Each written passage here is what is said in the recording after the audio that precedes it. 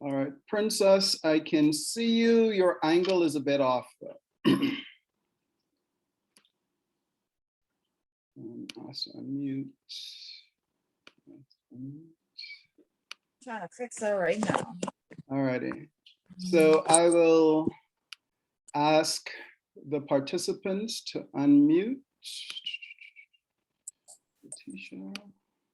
Hi, Jody. Hello. All righty. Hi, everyone. Can you hear me? Yes, we can hear you. Hi, everybody. Hi, everyone. All right, so we're just waiting for KGNE to get back in. And while she does that, I guess I can just go through a few housekeeping issues, just so we're all on the same page. So first of all, hello and welcome. It's good to see so many of you here. My name is Craig Smith.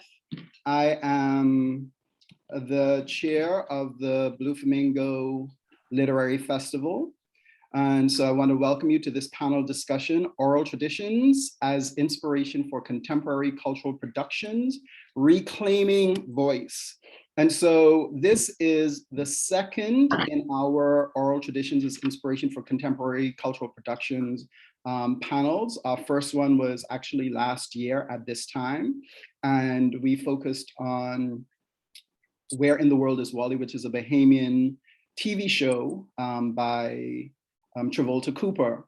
And that show takes inspiration from Bahamian oral traditions. And so a part of what we want to do here is, to reclaim Bahamian oral traditions, folklore, but also to think about how we are moving it forward in contemporary times, right? And so that is why we are here with these artists who also use Bahamian oral traditions and folklore in their work.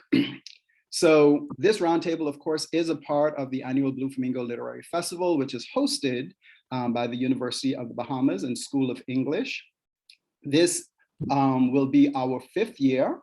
And the aim of the festival is to promote reading, writing, and literary arts within the Bahamas by reaching out to our local, regional, and international partners. The Blue Flamingo Literary Festival hopes to create a space for developing, highlighting, and encouraging a thriving Bahamian literary culture. The Blue Flamingo Literary Festival includes poetry readings, book launches, panel discussions, writing workshops, live stage music and spoken word performances, writing and poetry contests, as well as activities specifically targeted towards the youth. So in this fall, we have a series of 3 panel discussions. So of course, this is actually our first of these 3. Coming up, we have the State of the Short Story, which will be October 22nd. And this panel will look at modern speculative fiction in the Caribbean and beyond. And, just to discuss the weird, the fantastical, and the terrifying that are all a part of our real world experiences, but that can also be thought of as, otherworldly in some ways. So that should be a very interesting panel. We have panelists from the Bahamas and the US as well, and other Guyana, I think, as well. These are writers who are into science fiction, speculative fiction, ghost stories. And so it's in line with Halloween. And so that should be really interested if you're into sci-fi. Our last panel discussion for the semester will be Voices Across the Diaspora, a Night of Poetry. And that will be on November 26th. And with that panel, poets from across the African diaspora are invited to share their poetry that addresses a broad and compelling themes across the landscape of the human experience. And so far we have poets who will be representing the Bahamas, Trinidad, the United States, Africa. So that should be really interesting as well for those of you who are interested in poetry. Now, before we move forward, I want to recognize the committee members of the Blue Flamingo Literary Festival for their hard work in organizing these events. And they are Dr. Marie Searsing, Dr. Dustin Helberg, Dr. Rosemary McTeer. So, we all work really hard to bring these events to you. I'd also like to thank the chair of the School of English, Dr. Mayuri Dika, and the Dean of Faculty of Liberal and Fine Arts, Dr. Douglas Barkey, for their continued support of the Blue Flamingo Literary Festival initiative. Just a few housekeeping before we get started. I have muted all of the mics. And so if you do have questions or comments that you want to share, you can type them in the chat. And when it comes to the Q&A period, I can read the chats for you and read the questions so that everyone is able to hear what you have to say. And you can feel free to, make whatever comments you want to make in the chat, and either myself or one of the committee members will read them if we are not able to open the mic, and you can ask the questions yourself. All right, so before I bore you all to death, let us get started. And so what I'd like to do is to hand it over to Princess Pratt. Princess is a local Bahamian celebrity, I'll say. She's a folklorist, she's a dancer, she's a storyteller, she's a poet. And I thought that Princess would be the perfect person to host or moderate this panel, because she has actually been doing this work for quite a while. And, Bahamian oral tradition and the continuation of the Bahamian oral tradition is something that I know that she is passionate about. And any opportunity that she gets to share that, she is more than happy to do that. So I'll now pass it over to Princess Pratt. Thank you, Dr. Smith, for that lovely but exaggerated introduction. It is a pleasure to be here tonight on this panel to have this conversation with these very four revolutionary, multi-gifted Bahamian women artists who are shifting the culture, not just shifting, shape-shifting the culture. And so I'm just excited to be here. And could everyone please pardon me? I had a last minute technical difficulty and I had to borrow a laptop and it's not really working with me. So I'm trying my best to get that done. But good evening, everybody, and welcome to this fascinating conversation. Like Dr. Smith said, I like to describe myself as a multi-dimensional artist, focusing on poetry, storytelling, folklore, folk arts. For those of you who may not know, I am also a percussionist. I am the sole woman drummer in the band called Ubuntu.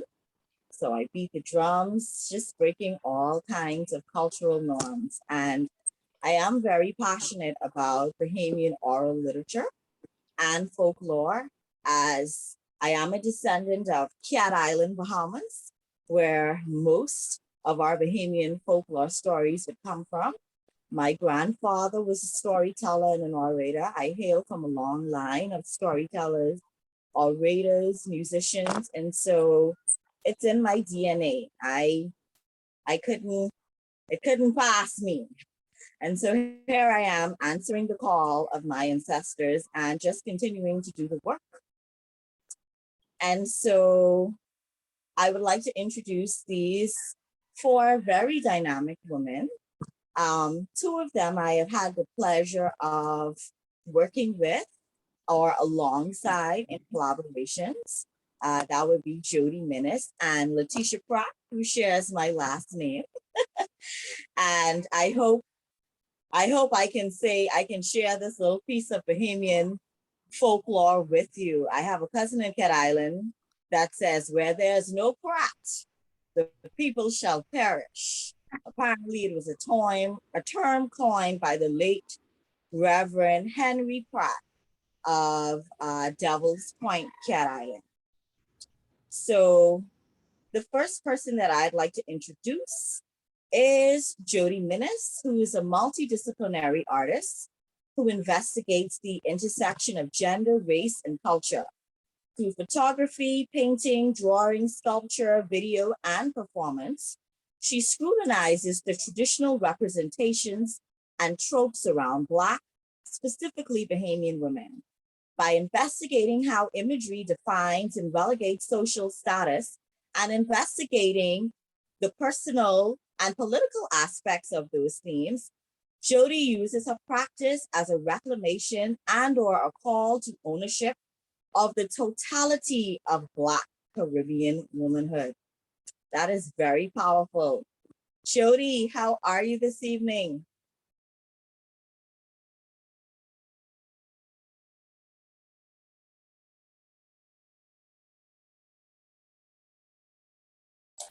There we go. Thank you so much. Sorry about that. I'm good. Thank you. Thank you, Princess. Thank you, Craig. Thank you, everyone. Thank you for that introduction, Princess. All right, Can you hear me? Jody. So, yeah, I can hear you. So you can tell us a little bit about your work and how it centers around Bahamian oral literature, or oral histories, or how much of that is an influence in your work and how much of that you incorporate into your work. Yeah, so I think at least I had to Google just to make sure that I fully understood what all oral traditions is encompasses. So my practice started, at least I'd like to say that it started in 2015, because that was the first time I underwent sort of an investigation into and made work in response. And I made work in response to Bahamian music. And there's a lot of sayings that are like idiosyncratic to us, that is entwined in the music, a lot of like stories accompanying with song and the music. And I specifically looked at work that dealt with sweethearting, and the stories that Abby and Gino D and even Ronnie Butler told.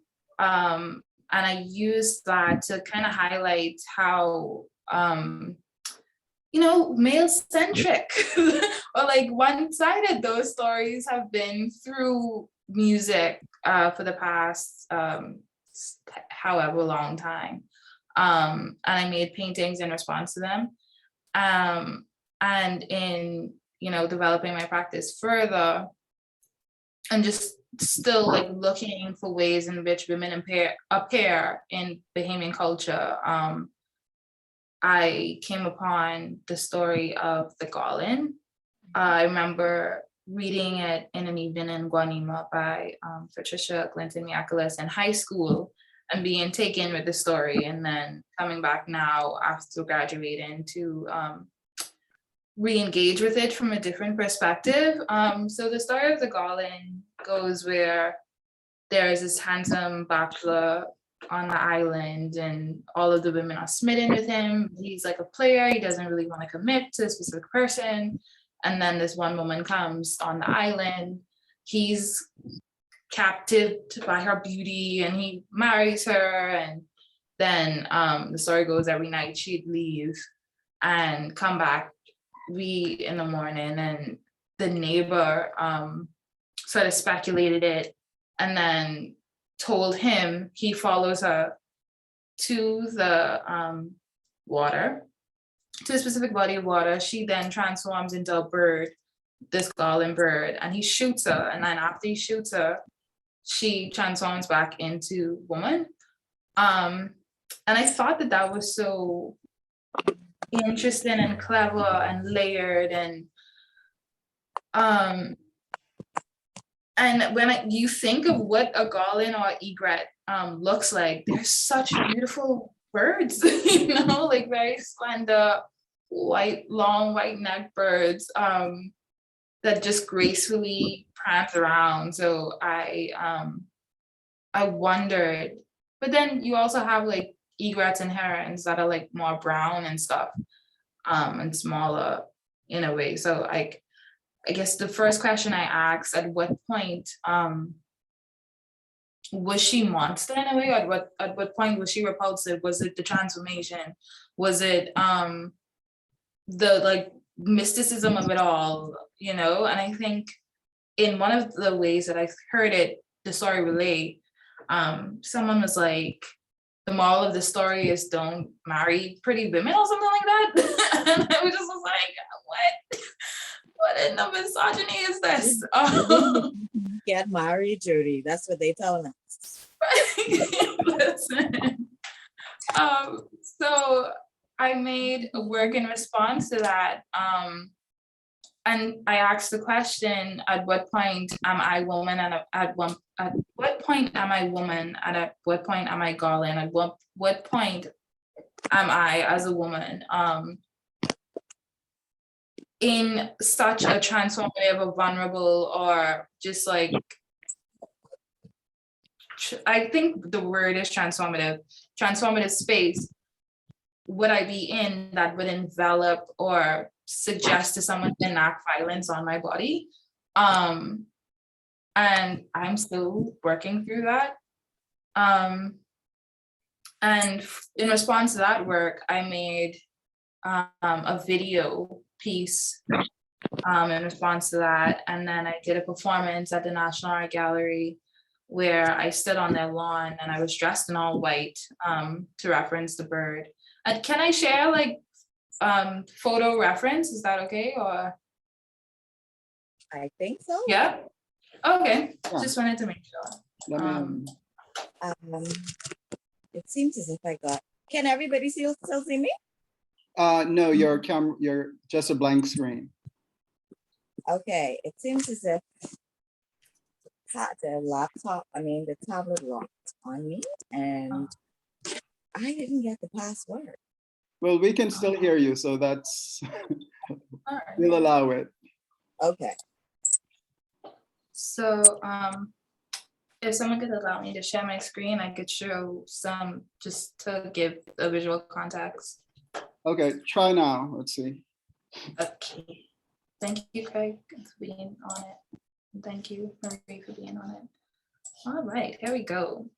Let me know if you can see it. Yes, we can. I don't want to share. Cool.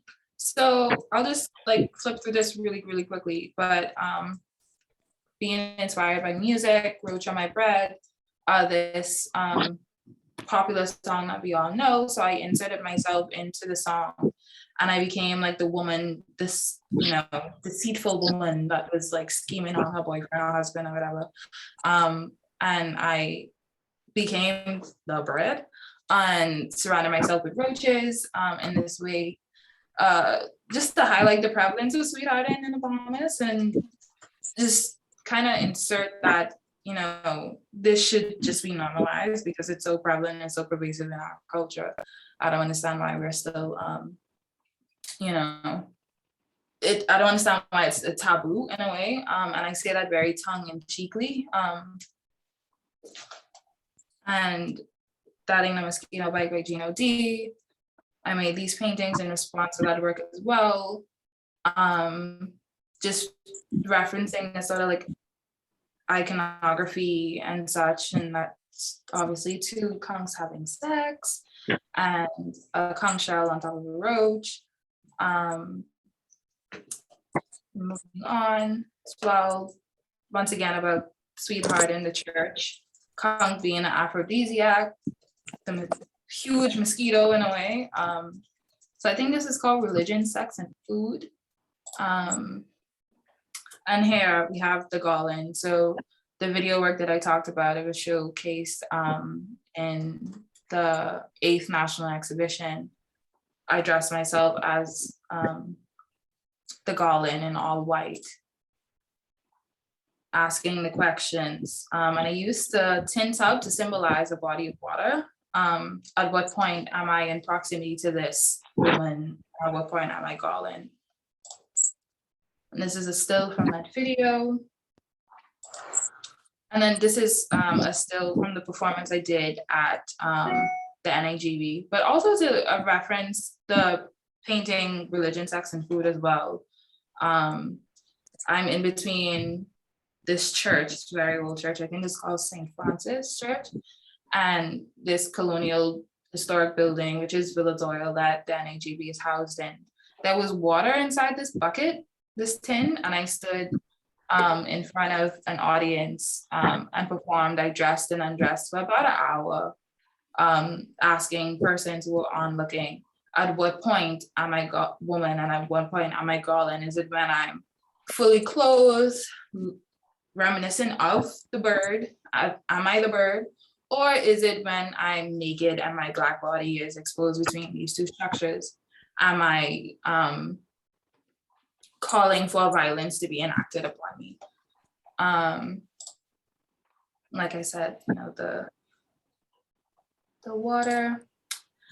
And then just to like further on to my investigation with oral traditions, you know, we have sayings that we just throw around and stuff. And one of the saying that kind of stuck with me, because I think it's not absurd, but it's like point on. But when somebody says, oh, if you dream of fish, then someone's pregnant. Or if like a baby lizard comes through your front door, you pregnant, you know what I mean? So there is some truth, I guess, to those claims and these sayings that if not, then they wouldn't be so pervasive and they wouldn't, you know, be ingrained in our memory in that way. So I'm then taking this hog snapper, dissecting it in half. I inserted a lime in it because green is the color of fertility. Purple is the color of royalty. And I'm thinking about the fish in a literal way, and this body of work I'm still developing. So it's called I Fried Fish for Me. This is a bit graphic. I probably should have had a warning, but this photo, I was thinking about how, you know, our abortion laws in the Bahamas are so archaic. So if you are caught having an abortion, you could face up to 10, you and the healthcare professional that enacted it can face up to 10 years in prison. And I think that abortion is a very personal choice that, you know, we can have debates back and forth about it, about women's bodies, about the rights, and at what point, you know, so on and so forth. And the same kind of conversations that's happening in Texas now, I think we should be having, because, you know, I think that law should be repealed. So the work is kind of just exactly what it's about, taking ownership of choices that we as women make for ourselves without having to, you know, make it transparent for anybody. Yeah. And this video is just me looking in the camera. I'm not gonna play it for 3 minutes because that's a lot. I'll fast forward it. Eating fish, very bully in my front room. Just reinserting that, you know, there's no regret, there's no shame, there's no second guessing. I made the choice is mine. What you could do about it. Bigotiness in a way. Pardon? I said I just want to say the word biggity as well. Yeah. And then nobody. This painting then came out of that. So once again, this sort of references my current body of work that deals with Bahama Mamas, but also just to like meld the two series that this Black domestic woman, this Black woman that is anticipated to be domestic, to be in service, to be, you know, everything to everybody but herself, then in a very nonchalant kind of way, picking up this fish head, eating it with her hands, and could care less about how you think about her with her pearls on, you know? I think that's it. So I'll stop sharing my screen now. But yeah, that's kind of the way in which I've been interacting with those traditions. That taking small bits and pieces of it, dissecting it, expanding it into these practices, and looking at them from different avenues. Yeah. Thank you so much for that very breakdown of your work, Jody. Man, this thing making me mad. But I just completed a storytelling course back in May with the Institute of Caribbean Studies, and that was in tandem with the University of the West Indies, Mona. Of course, under the lectureship of Dr. Mina Meeks, Dr. Mina Blackwood Meeks. And one of the things we did in our course was we, just like you did in your practice or in your creative process, we really examined the nature of our folklores and our storytelling and our stories, basically. And something that she said stood out to me that I am now carrying into my practice. And this is something that I was always cognizant of before, hence me becoming a storyteller and wanting to re-examine and retell these stories.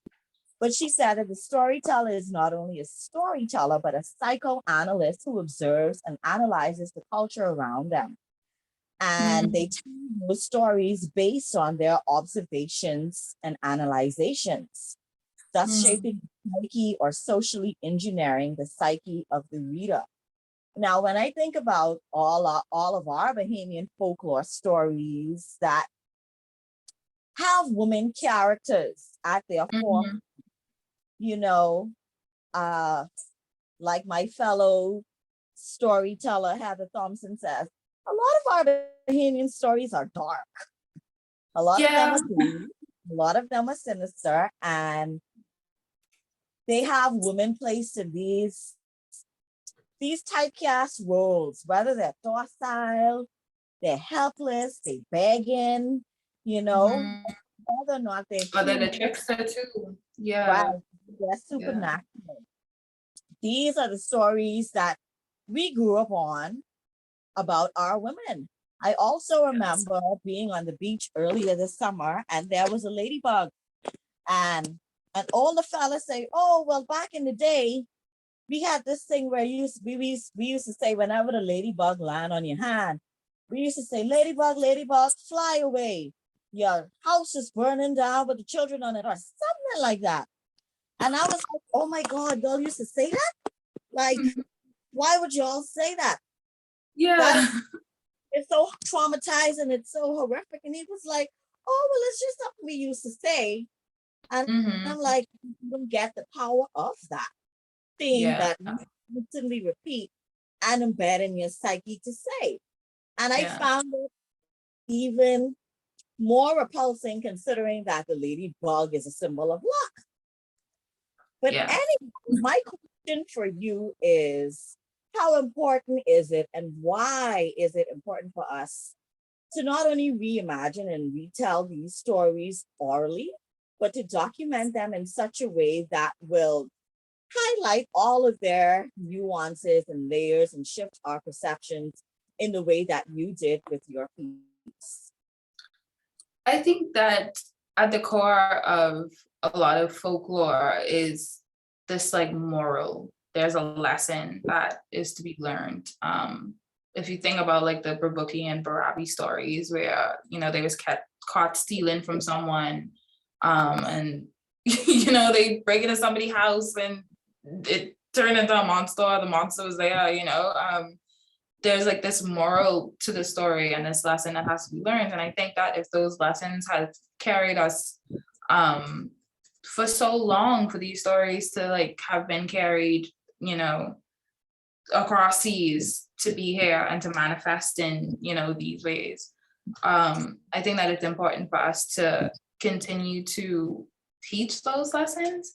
But I think that, you know, as important as those lessons are, with anything that has a historic root, it has to be challenged with what is necessary to sustain us in the present. And I think that that's why we need to continuously examine and be nuanced about it and just be honest with the ways in which the stories lack, because it don't make sense. It doesn't benefit anyone to lie and like to try to be like, oh yeah, this story is feminist, or this story is you know, not stereotypical in any way. It doesn't benefit anybody to lie about it.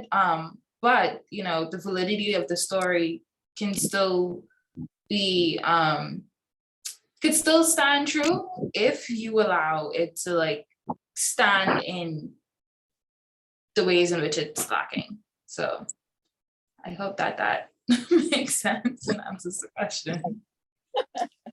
It does, and thank you so much for that, Jody. I was supposed to save that to the last for the last, you know, but I decided I'll go ahead and ask you that. And Yeah, no problem. yes, so thank you so much, and we look forward to hearing from you again shortly. Okay. All right. So coming up next, I would like to introduce another multi-dimensional, multi-talented Bahamian woman. This woman gives me so much Obeah woman vibes. And I know that a lot of people cringe at the word Obeah, but it is a part of our culture. It is who we are as a Bahamian people. And when I see her, I see a Tony McKay reincarnate. Like she just oozes Bahamian island magic. And I've been following her work for a while. Since she's been in the Miss Campari competition, I think it was, that would have aired on Tempo a few years back. And I've always been inspired by her. So Kay Jeannie, fairly new to the Toronto art scene, Bahamian-born creator, storyteller Kay Jeannie aims to continue building genuine connections with her community through her work. A strong message of self-love and acceptance within her music and artistic expression is fueled by her own recent life-altering journey of having to undergo an emergency mastectomy. Kay Jeannie shares her personal experiences through an honest and vulnerable approach to performance, writing, and visual arts. She attributes her eclectic style within her work and artistic influences to her Bahamian heritage. Kay Jeannie has extensive experience as a live performer, artist, storyteller, and creator, and she continues on the journey to build genuine connections with her community while making a name for herself in the arts industry. Hi, Kay Jeannie. I'm so sorry I can't see your beautiful face at the moment, but how are you? Tell us a little bit about your work and your journey and how Bahamian oral literature and its oral histories have influenced you, or what role do they play in your work, if any? Hello, thank you. First of all, thank you so much for that introduction, because as soon as you said, oh, Bear Woman, I was like, I wonder if she's talking about me right now. Hi, everyone. I am nervous. Weirdly enough, I never get nervous, but I feel like I am just excited, first of all, to be in a space, a Bahamian space, first of all, with this subject matter, and being invited to speak on my own process and how I utilize the gifts that have been actually given to me, and gifted to me through my Bahamian heritage and me being so rooted in my culture. First of all, I guess I could say, how does Bahamian oral tradition inspire the work that I do? I feel like I have always, even when I was a little child, I always had an unruly is the wrong and the right word at the same time, because I wasn't rude, but I was definitely mischievous, and I like to engage people in story, entertain people. If I wasn't entertaining, I was super shy, but if I had a chance to, like, you know, make people laugh, or like all of a sudden I telling a story and Grammy and this one listening, that made me feel right I don't know, it always felt right for me to be in those realms. And so that's kind of where I started as a little girl, just telling stories of my family and that kind of stuff. And not really thinking of it as something that I would actually be able to make a career out of right now. I feel like it just came from, in recent years, moving to Canada. Like I said, I've always been interested in storytelling, and I feel like it's always been a part of just the way I present myself, my art, the things that I create. It's always been there. But moving here and away from family, being someone who has always traveled and been all over the place, and always, as soon as the tide changing, I go somewhere else. I never really expected to be homesick or get a homesick feeling. It just I didn't think that it was possible for me, because I like to travel. I like to, be away. But there's one thing about traveling, there's a difference between traveling and actually migrating and moving to a new space. And one thing that I really realized being here is how we communicate in a way that is so unique to us, that anytime I'm in a space where there are Bahamian people or Caribbean people in general, and people of the diaspora, we have a connection that happens, that I could be telling a story and nobody in that room knows any of the people that I'm talking about. They never had any connection to, this funny story that I'm telling, but everybody could relate to something or somebody in that story. And I feel like that's so powerful. And it really became something that I clung to, because it made me feel, this might sound cheesy, y'all, but it made me feel closer to home, like what's the word? Reforming that, or reimagining that here, and trying to build that kind of community, that where there are things that are said that don't need to be spoken. We just know, whether it be right or wrong or good or bad, you know what I mean? We collectively have this communication. And I feel like as I got older, it just became more and more pressing to me to be myself. And that sounds so simple, but it is so complex, because I feel like even growing in the Bahamas, where we are a Black nation, I'm not considered a minority in the Bahamas. I'm not considered othered because simply the way I present, but we did grow up in a colonized environment, and so that pressure to be something else has always been, it's like ingrained in who we are as a people, unfortunately. And it's up to us to like break those layers down. And I feel like one of those ways we can do that is by not allowing our culture and things that are naturally a part of our lifestyle and who we are to die away, or you know what I mean, fade away, because we're trying to evolve and shift into what is expected of us.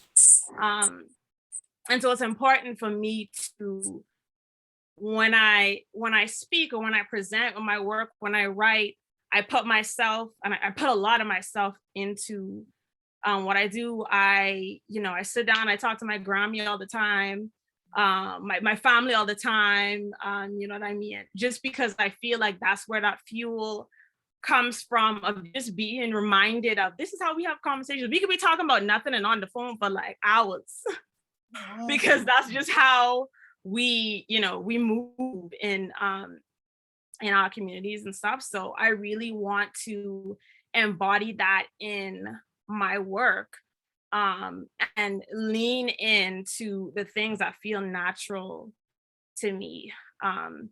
Right now, I am currently working on a musical. So this musical is called Eventide. And Eventide came about during a time I was accepted into a playwrights unit here with, I'm in Toronto, and this theater company here called Obsidian Theater, they specifically work with and produce Black work here. And I got the opportunity to join their playwrights unit. And this was during the time where I particularly, similar word, I was just having a very difficult time being away from home, that feeling of like warm and safe. And I really just needed to really recreate that for myself. And so with this playwright unit, it presented an opportunity, and I took it and I was like, yeah, let me see what happens.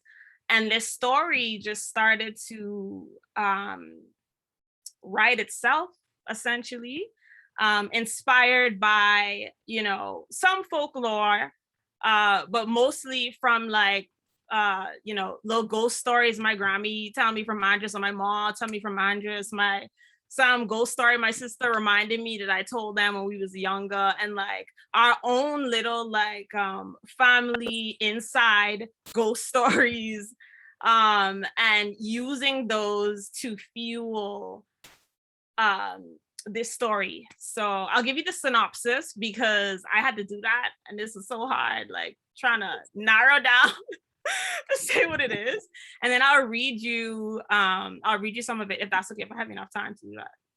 Okay, you can do that. Yeah, okay. So the synopsis is Eventide. Sorry, I'm gonna say Eventide, when sun has just set, is the time when spirits of the dead are permitted to walk amongst the living. In the wake of a mysterious death, a family of headstrong women confront generational trauma by waking the dead. With the sight and interference of powerful entities, they discover their own magic. And so that's a general idea of what it's about. And so let me just share a bit of the reading. Melanie's memories. Pa and Ma enter from the shadows, followed by a younger version of herself. As Melanie continues, her memories continue to unfold before them. Been so long I think about them, about me back then.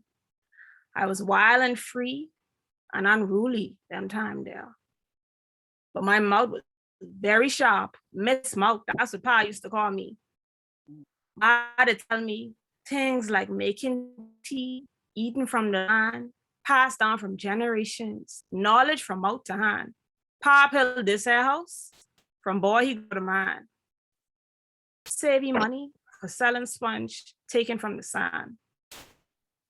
Ma know every bush and what it good cure.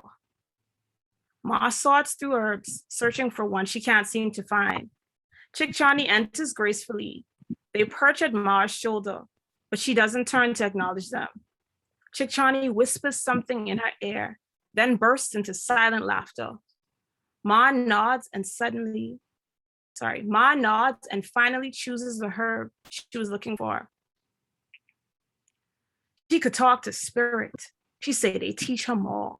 She say, woman, open and close what door? The door to the other side, where every manner of creature, spirit, and demon reside. See, Ma was a strong woman, and she know how to pray. She used to get high when she was young, cause spirit them like play. She tell me about One-Eye Belgius the Terrible, Roland Calf and Uncle Lou, about mermaids in the blue hole, and about Chick Chani too. Ma tell me all the amazing, terrible things that Chick Chani could do. And the Chick Chani them, they playful, you see? There's a creature who need to stick together to survive just like we. Where the rest? I know you can't read the rest, but you know. For sharing that. And this is what I get from you of, you emit that old Bahamian soul, like it's how you search your Grammys, feeding just stories all day. And again, your work is centered there because they are offering your work, K Genie. I see how you tie or try to tap into the feelings of home being away. I just recently checked out your music video, Coco. I am so in love. I'm not a cherry. I can't stop singing it. But first, in the beginning of the video, when you were in the store and you were speaking, it was like, okay, I can't really pick up a Bahamian accent or vernacular from her, you know? And then when you started singing and you went into the chorus, I'm like, okay, it's there. As well as I could tell that the video was not shot here at home in the Bahamas, but you tried your best to make it feel like it was. You were there in the ocean, you had all of the vibrant colors, the straw hat, and I'm like, yes, Yes. So thank you so much for sharing all that. We can talk in a minute. We can talk in a minute. Okay. All right. Now, this next lovely young lady that I would love to introduce, she is so spirited, so very ethereal. She happens to share the last name as me, and I was fortunate and honored to work with her in Tamika Galanis's Any9 documentary exhibition, Returning the Gaze. I can give you what you're looking for. Both her and Jody and I were a part of that. But I first got introduced to her at a reading that Blue Flamingo Literary Festival had a few years ago, where she read a couple of pages from her poetry book, Pulling the Wings Off My Back, and I just felt entranced. And I said, I love this woman and I love her work, and I'm a fan for life. So Letitia Marie Pratt, her work explores the peculiarity of living in a landscape laden with stories related to the divine, feminine, healing, and inherited notions of the self. Her writing was included in both the National Exhibition 8 and 9 at the National Art Gallery of the Bahamas, Pre-Lit Online Journal, Woman Speak Journal, and bookmarked Pre-New Caribbean Writing. She completed a residency at the Fresh Milk Art Platform in Barbados, and her chapbook, Pulling the Wings from Out My Back, was published with Poinciana Paper Press. She holds a Bachelor of Arts of English Language and Literature from the now University of the Bahamas and a Master of Fine Arts in Writing at the School of the Art Institute of Chicago. Hi, Letitia. Hi. I'm really nervous too. I don't know why. Reason to be. How are you? I'm fine. I'm fine. I guess I'll just answer the question that everybody. Tell us about your work. Tell us how you got into poetry. How has Bahamian oral literature played a part in you becoming a writer and expressing a lot of writing about the spirit? So yeah, just tell us a little bit about the influence of Bahamian oral literature in your life and in your work. Well, I come from a family like Kay, Jeannie, and Jody. Well, like everyone here who's Bahamian, who of stories, right? My grandmother used to tell me stories before I go to bed. She was an Andros woman, right? Telling a bunch of ghost stories, bunch of stories about spirits walking the land, things like that. I, like Jody, I latched on to one particular story that's my favorite that she told was the Garland woman. She told me that story, but how my Grammy tell it, when the man did meet the woman on the beach, he eat her. And yeah, he eat her. And so I hear that's different from what a lot of people say how it ends, right? And so I think to myself, what does that say about the woman in my family, first of all? Or what does that say about me, you know? And so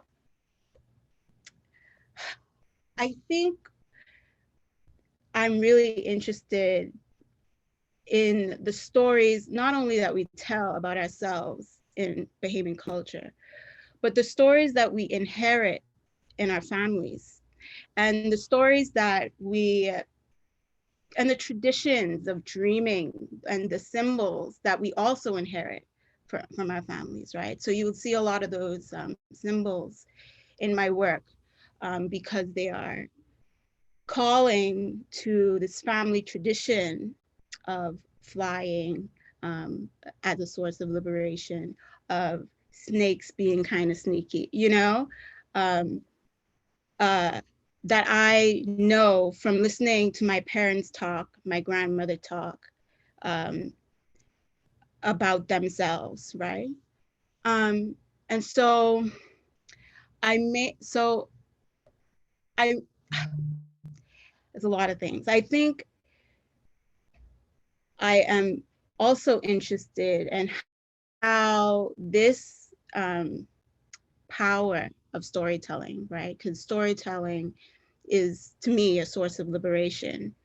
How this runs concurrently with Christian tradition, and how that kind of mix up and kind of intersects in a way. And so my stories are very, is interested in spirits, because I'm interested in spirits and spirited things. I hope that makes sense. Um, Okay. I'm going to, so I'm going to read a book that I'm working on. Um, I might not keep this section, so that's fun, but I'm gonna read it anyhow. It's also about the Garland, um, because I'm obsessed with that story, and obsessed with how, you know, that says something about the woman that I grew up with. Um, I think all you need to know uh, right now, before I read, is that this woman is going to ask the sea to give her a child. That's all you need to know. So can I please share screen? I kind of want to share the screen so people will follow along. You should Please. be able to. Okay. I don't think I'm going to read all of it, but here I go. And so my mother, your grandmother, took it upon herself to walk to Deadman late one Sunday evening to ask to see if it could give her a child. She did so after my grandmother went to sleep, checking under her nose for the rhythm of her breathing. I am sure that night was as black as it is on every new moon, where the darkness of night clouds bleed into the black of the sky, and the shadow of trees danced and waved against the lull of the wind. My love, it is here my mother's wailing caught the air of the empty moon, as she walked glassy eyes through the thick of trees to find a way to the blue hole. Back then, there was no path, only tufts and trees and the dirt that slid between her toes as she felt her way. She was pushing the green of the pine from her path when, for the first time my mother has ever seen, a small blackbird lands on her arm, staring at her through narrowed eyes. She was still for a while, confused by the expression of the bird when it says, "Where you going?" And my mother screams and flaps her arms, pushed forward through the trees, but still the bird follows her saying, "Hey, hey, hey, hey, hey." My mother flaps her arm around her head. "Go away, bird. Be wary. Shoo, go. Hey, hey, hey, shoo, shoo, hey." A fat bunch of leaves flew above the bird's head, and on my mother went, running from the small thing through the darkness. But soon there were two birds, and one said to the other, "Woman won't stop." And the other replied, "Does she know? Does she know?" And they both yelled now, going, "Hey, hey, hey, hey," flapping their wings, all panic like, but on ran my mother, paying no mind. Deadman finally expanded before her. She pushed her way through the thicket of branches out into the smaller clearing, smaller than the other one, the one her and her mother slept in, but rounder, a perfect circle of trees, where in the middle lay a lazy hole of water, as dark and as impenetrable as night itself. She pushed out of the trees as quietly as she can, and here more birds arrive, hundreds now, hundreds now. They are reflected in the water from the edge of the branches, shaking their heads widely, murmuring, hey, hey, hey, be wary, beware, beware, and flapping their wings about. She approached the hole slowly, beware, her own reflection growing out of the edge of the hole, rustled slightly by the hum of the water. And more birds beware, cawing and dancing about, shadows humming louder as she approaches. Beware, her reflection is full grown in the mirror of the hole. Her head danced around her head with the wind, beware, but she had no face, no face, no face, and the birds were screaming now, beware, rustling her leaves at the wind.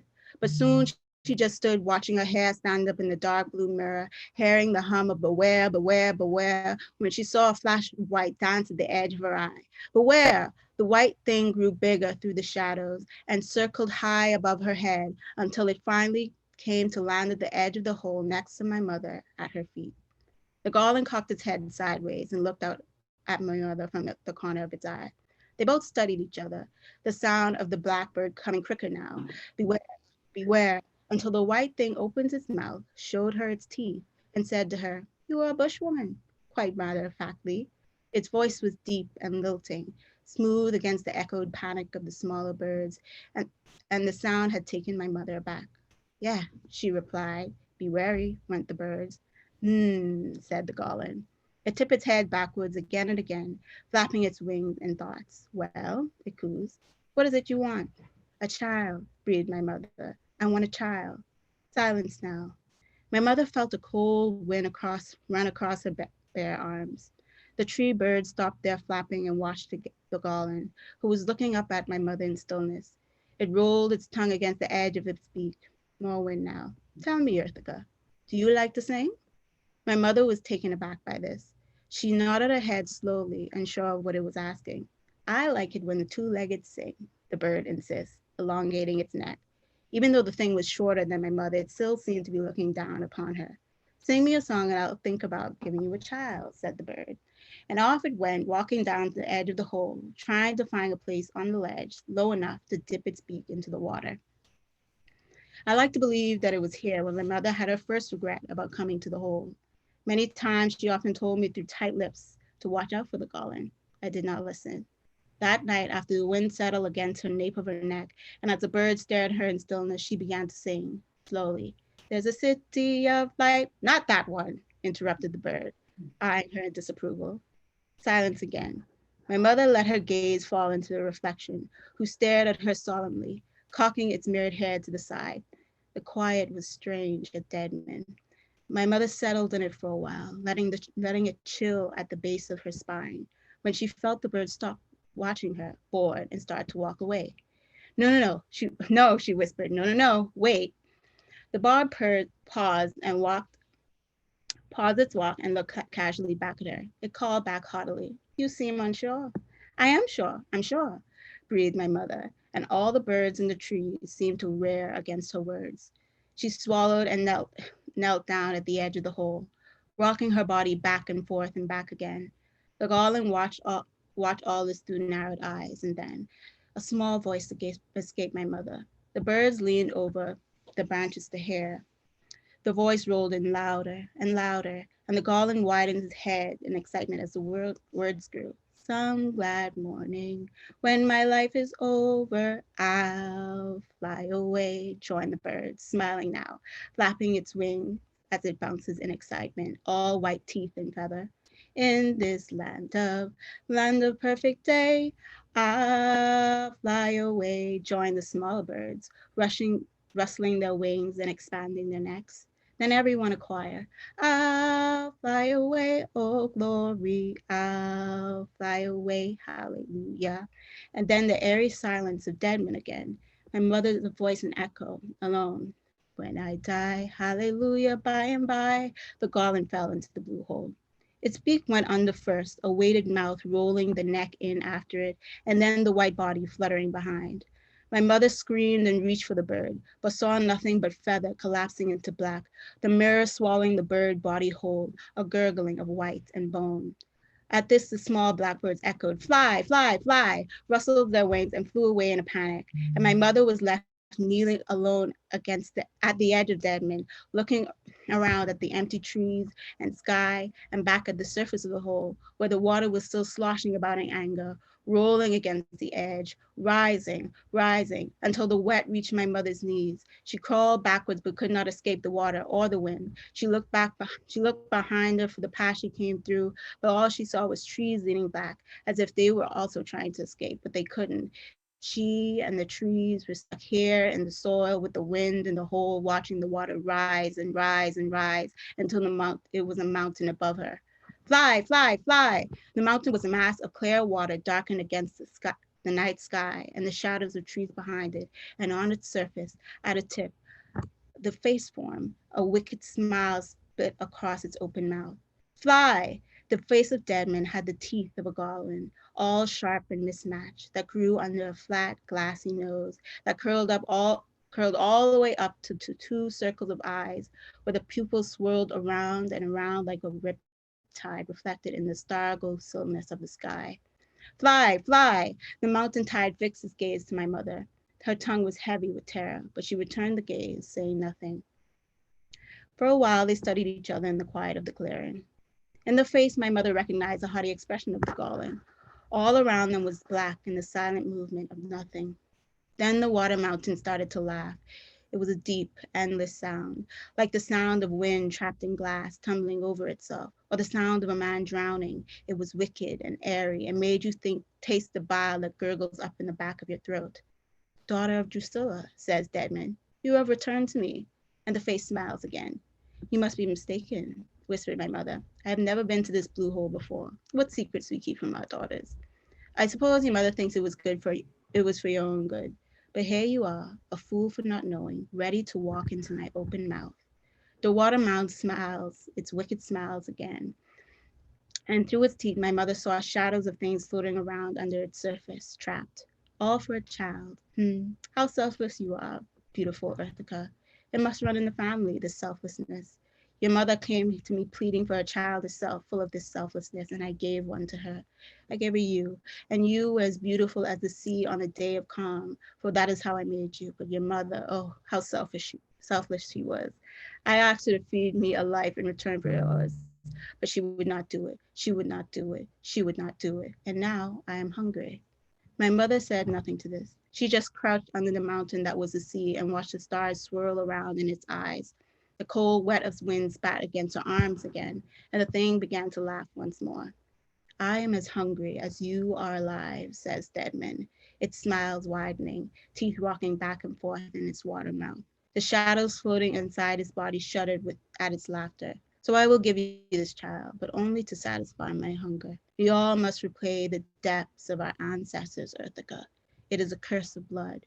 This child I will give you will be cursed to repay the debts of your family every month, starting when she comes of age. Every month you will bring me a sacrifice and throw it into my open mouth. My mother starts at this. No, it's already done, my dear Earthica. You cemented a faith when you stepped at my edge, and your mother has cemented your fate with her love for you. How selfless and silly you people are. It is the arrogance of your kind. The mountain began to rise higher with each word, the wet wind picking up around it. The trees around the small clearing moved back and forth against it, trying to escape. My mother shook her head, panicking. No, no, no, no, no, it is done. No, no, no, I won't do it. But Deadman, with a laugh, pushed his tie back and forth against the edge of the hole until the baby rolled out with the water, smalled and curled up to itself. A cry escaped its mouth. My mother looked down at the wet child and up at the wicked face of Deadman, who was bouncing back and forth against the garble that it was its own laughter, wind ripping against its surface. The shadows that were floating around her under its mouth writhed back and forth with the movement of the tide. You have no choice, my dear Earthica. Deadman smiles again. It is a misfortune of blood. Okay, that's it. Wow, Letitia, I just watched your whole Bahamian Netflix anime. That was so wow, it was so layered, it was so beautifully written, and of course it had the components of what you would find in a typical Bahamian oral literature piece. You had your proverbs and sayings. I heard one or two figurative statements as well, and the song house just now. So thank you so much for that very in-depth scope of your work, and really expounding on the spiritual aspect and how heavily it ties into your work as well, because you know a lot of us scared to talk with spirits. So much of our culture centers around spirits, but of course in a negative light. So I'll get back to you shortly. Okay, cool. Um, Last but not least, I'm not least on the panel, I would love to introduce this beautiful woman that I was just recently introduced to through her music. I think it would have been last year, if not earlier this year, maybe last year, or was it 2019? Who knows these days, because time is all over the place. But she put out a beautiful body of work called Beautiful Boy. It was a beautiful song that incorporated her spoken word, and it was shot out at one of our very sacred national heritage site, Clifton Heritage Park. And I remember crying watching the video. Like, who was this girl for? This is so powerful. And then come to find out she's the lovely daughter of Mrs. Sayre Singh, who is one of the board members of the Blue Flamingo Literary Festival. So without further ado, let me introduce her. Bahamas born, Brooklyn, New York resided artist Camila defies genres, just as she defies stagnant societal and cultural norms. Camila's musicality is free, informed by her Bahamian and Jamaican roots and her eclectic musical upbringing. Having graduated from York University in Toronto, Canada, with a Bachelor's of Fine Arts and Visual Arts, and New York University with a Master's of Arts in Media Culture and Communications, Camila's artistry is a reflection of her commitment to critical thought about art and its relation to cultural and societal phenomena and humanity. Camila's multidisciplinary artistic expanse includes being a vocalist, songwriter, guitarist, and producer, as well as a painter and wearable art maker. To date, she has released the searching and soulful EP Learning Curve, the singles On My Mind, and So Long, and a short film to accompany her song poem, Beautiful Boy, co-created with and directed by Bahamian filmmaker Maria Govan. Camila has won first place at the Apollo Theater's notorious Amateur Night in New York. She's earned coverage in the Daily Magazine, the Tribune, and the Nassau Guardian's Pulse. As an in-demand vocalist, she has appeared on HBO's Random Acts of Flyness, on the MTV Video Music Awards, on the film score for Last Black Man in San Francisco, on the soundtrack for DC Comics' latest installment, Birds of Prey, on Good Morning America, The View, and on Sirius XM Radio, among others. Now, Camila sounds like the real celebrity to me here. Hi, Camila. It's such an honor and a pleasure to virtually meet you and sit down and talk with you this evening.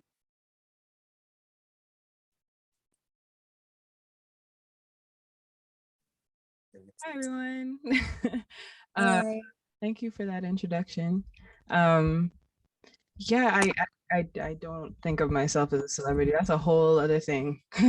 I don't really, fame and celebrity are things that I am critical about, to be honest. But yes, I wanted to share actually a snippet from, I just want to dive into sharing some stuff with you, if that's all right. The trailer for Beautiful Boy, it's a 7-minute film, so I won't show the whole thing, but I'll show you one of the trailers, if I can share my screen. And then I'll get into talking a bit about that. And then my release called Dark Skin Coconut Oil that samples Junkanoo. And then I'll just sort of sum up with why do any of this. So let me see if I can share screen.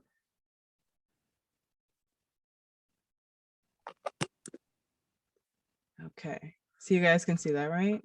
Yes, Princess is back, so great. Oh, great. All right, this is Beautiful Boy, the trailer.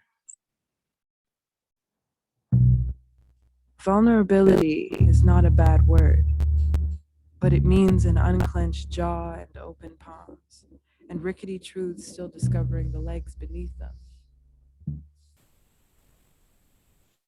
To face rage with tenderness is a risk. To identify the source of your pain is to uncover and honor its depths.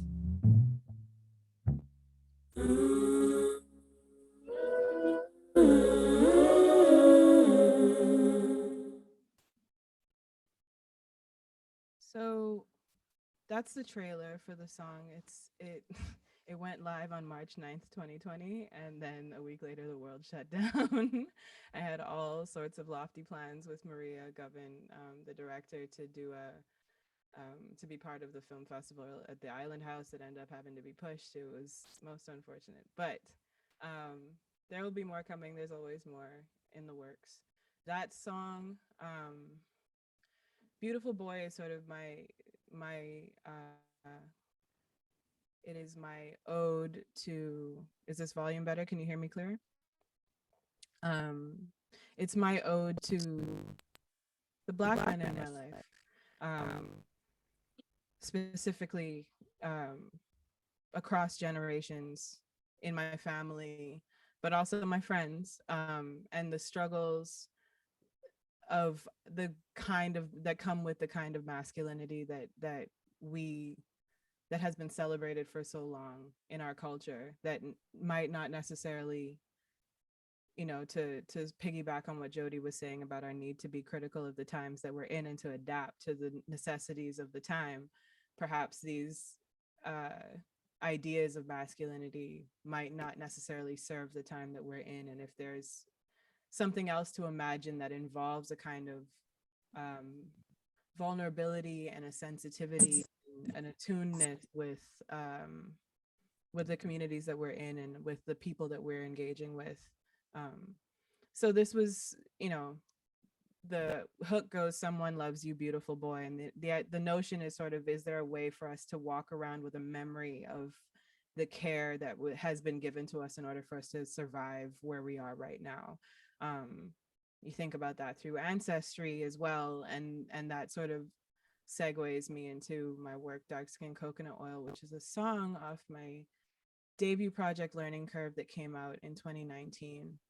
But Dark Skin Coconut Oil looks at, is my ode to myself, in a way, my younger self. Camila, 1 second. I don't mean to cut you off, but can you speak more into the mic so that we can hear you louder? Sound a bit faint. Okay, is this better? Much better. Thank you. Okay. Dark Skin Coconut Oil is is an ode to my younger self as a dark skin Bahamian woman. It's interesting when the feedback, and we hear this not only in the Bahamas but around the Caribbean and then in the broader diaspora, where, boy, she dark but she pretty. It's like the two can't really exist in the same sentence. And so this song is sort of the mantra I wish I had when I was younger. And I'll play it for you. It's not 7 minutes, so I'll play you the full thing.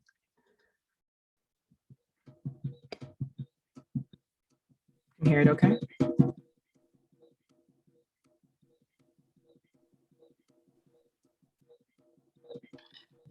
Coconut oil makes a golden glow in sunlight. It's pretty for a dark-skinned girl, darker than a tamarind. Darker than a tamarind, darker than a tamarind. Sweeter than a sugar apple, dark to harvest sugar cane, yeah.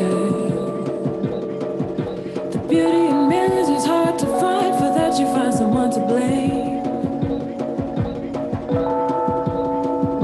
For that you find someone to blame. For your reckless vein of kings and curls, your body not like other girls whose mango skin and light brown eyes rendered you the loser's prize.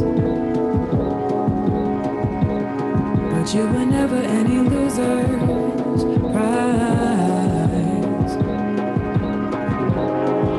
When darkness hits and sleep resists, your critics' mind may shower you with harsh untruths and a bitter glance and memories that follow you. But every lock is a rebellion. All our beauty is the same. The grass ain't greener on the other side, babe. All our struggles come from pain. Said every lock is a rebellion. All our beauty is the same. The grass ain't greener on the other side, babe. All our struggles come from pain. Said every lock is a rebellion. All our beauty is the same. The grass ain't greener on the other side, babe.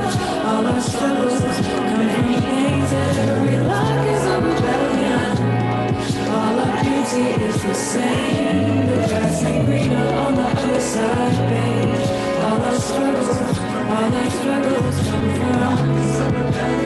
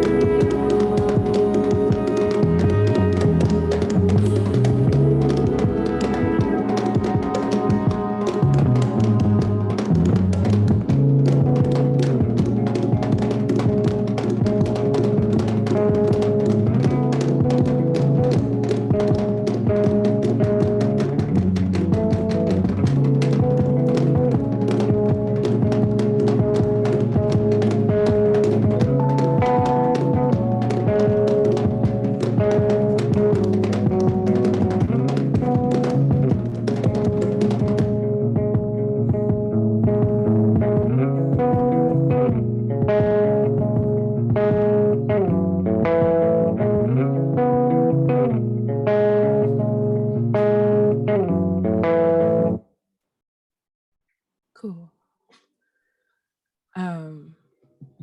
So I'm playing again. Didn't do that. Right. So that was Dark Skin Coconut Oil. I mean, lyrically, that song sort of tells the story, is the inner grappling with how, frankly, the residue of white supremacy and the neo-colonial setups we find ourselves sort of burdened by, burdened with, still sort of feed into our individual experiences of self. And so this song was like a haunting mantra, like reminder to myself, it was also the reason why I used Junkanoo drums specifically in the beginning. That's a Junkanoo sample of actual Junkanoo players. And then I really sat with the percussionists that I had available to me in New York in recording this. I showed them old videos of John Chippy Chipman and Peanuts Taylor, and like walk them through heritage of Junkanoo and like show them the costumes and played them clips from all of the groups, like was not partial, but just to really speak to the fact that this is it's a generational trauma that is part of our not just mine as an individual. Like I know dark-skinned girls in the Bahamas who don't go to the beach on principle because that's too much sun. And I think that it's so crazy because there's so much healing in water, just as an experience, our water specifically, after not being able to come home all pandemic long and just being able to be there briefly. It's wild, the richness of our environment alone, and how much that is a force for salvation when the world shuts down, metaphorically speaking and literally. But this song, it was important for me to sort of speak to the sort of triumphance of Junkanoo drums as a as an ancestral remnant, you know, and something that's so intricate to the fabric of how we understand ourselves as Bahamians, you know, whatever we are every day of the week, every month of the year, when it's Junkanoo time, like every Bahamian gets louder about their Bahamianness. And for me, in the orchestration of Junkanoo, that feeling is most resonant in the drums. And so I think this song is very much a springboard for where my music will go, and has been going. But yeah, shooting the music video in Gambia and at Clifton Pier was also very important to me, talking about, it was a fully Bahamian cast. It was important to me that the director be Bahamian as well. Because the stories that I'm telling are inherently part of the canon of Bahamian story, no matter where in the world I am, because my perspective is informed firstly by where I've come from, and what my resilience is also informed by where I've come from. I think everyone so far has touched on the spiritual element of our culture and how embedded and how necessary for our survival in the mechanisms that we must operate within. You know, we are a touristic nation. That means that, you know, bigger countries have a say in our economy in a very major way, which means that we're kind of under certain thumbs that, though we might not see them every day, we are still beholden to the decisions that are made for us. When the world shuts down, like, and, you know, if we need vaccines, like, we're going somewhere else to get them. And that's the reality of just coming from a smaller place. I think that our resilience is more than I think maybe we've collectively managed to acknowledge ongoingly, because survival often looks like not talking about it. But I think that music and culture and all of the sort of stuff that makes that up, culture, just folklore, storytelling, telling our stories, the way that we tell our stories, the way that we reflect our values as people, are shifting values or our problematic values through storytelling. The way music is almost perpetually an act of defiance in a way and resilience at the same time.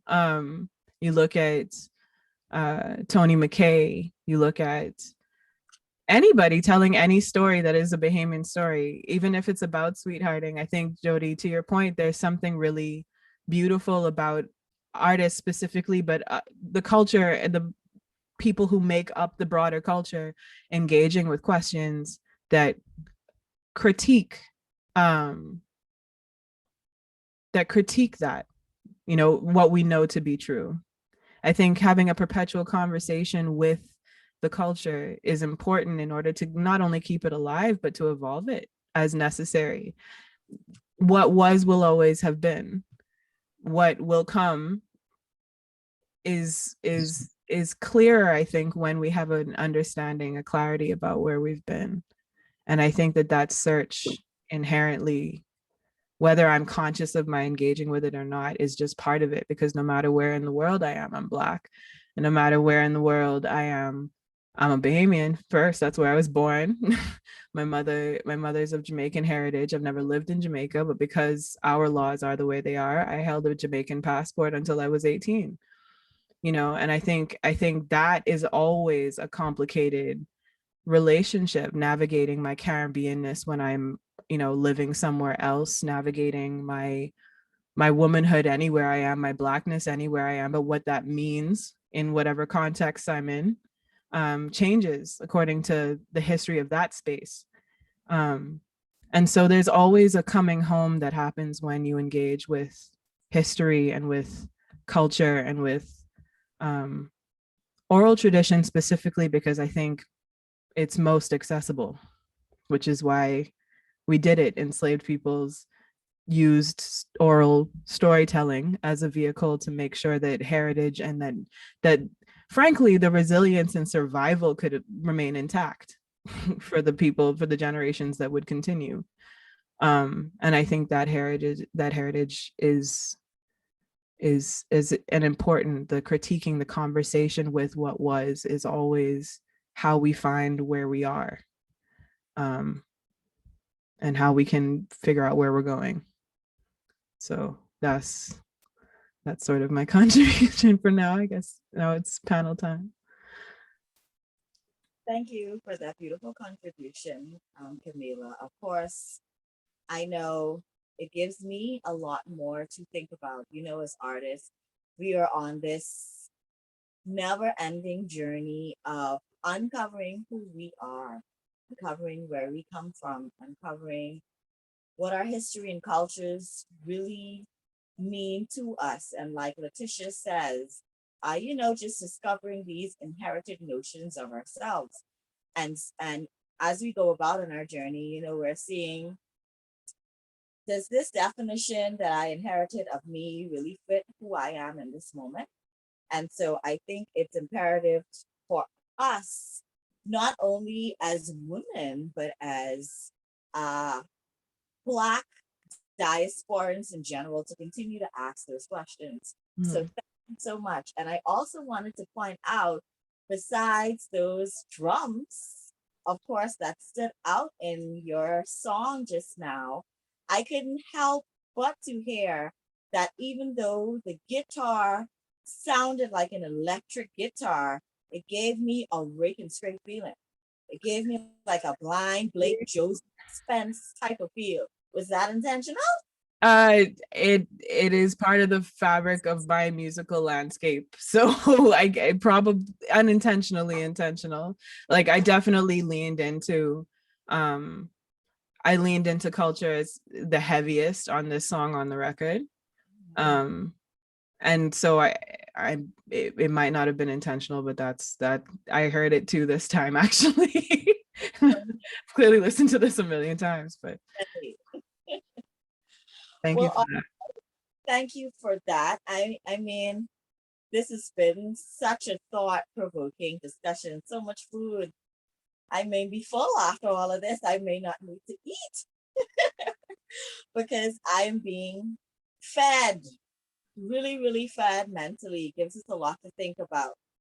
So before we get into the question part of tonight's panel, according to Dr. Smith, I'm also a part of this panel, even though he just told me today. I thought I was only here to host and moderate. And so I touched on a bit of my work earlier. So I just want to touch on it just a little bit more and read a snippet of something that has come to have great meaning to me. Like most of you women, a lot of my work also centers around asking these questions of identity. Who are we? Where do we come from? Where are we going? And all of those questions in between. And I actually got started. I was always into Bahamian folklore, always into stories. As I mentioned earlier, I come from a family of storytellers, Cat Island storytellers. And so that kind of influenced me a great deal. Growing up, I participated in the National Arts Festival, in choral speaking. That's kind of how I got my start with becoming comfortable with publicly speaking. And I was also a part of, back in the day, the Cat Island Association here used to have these annual, they weren't festivals, but they were like showcases. And they were meant to bring all of the people from Cat Island living here in Nassau together to just celebrate their Cat Island heritage and culture and experience a night of nostalgia. So it used to be a night of storytelling, dancing. And so I was a part of that. And so having come up in that kind of culture, like I explained before, it was something that I couldn't escape.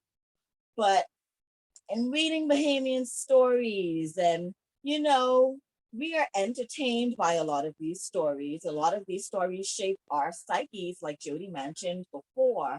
A lot of our stories have moral lessons in them. However, for me, as somebody who is, I don't know, I have an affinity to just explore the human mind. I love to ask questions. I love to go deep. I want to have a better sense of understanding and awareness of why we do the things that we do. And in examining our stories, for me, I get the moral lessons that we were supposed to learn, but as I journey in this landscape now, being a Black woman and being just encompassed by struggle or by fear mongering, I started to question, well, why do I have to go through this to learn this particular lesson? Why does this story have to have this type of theme in order for me to get this kind of lesson? You know? And so I really started taking note of things like that. And in doing my storytelling course with the Institute of Caribbean Studies and the Untapuma Foundation out of Jamaica, again, there were so many golden nuggets that stuck with me. One of them was, a people are as healthy and as confident as the stories they tell themselves.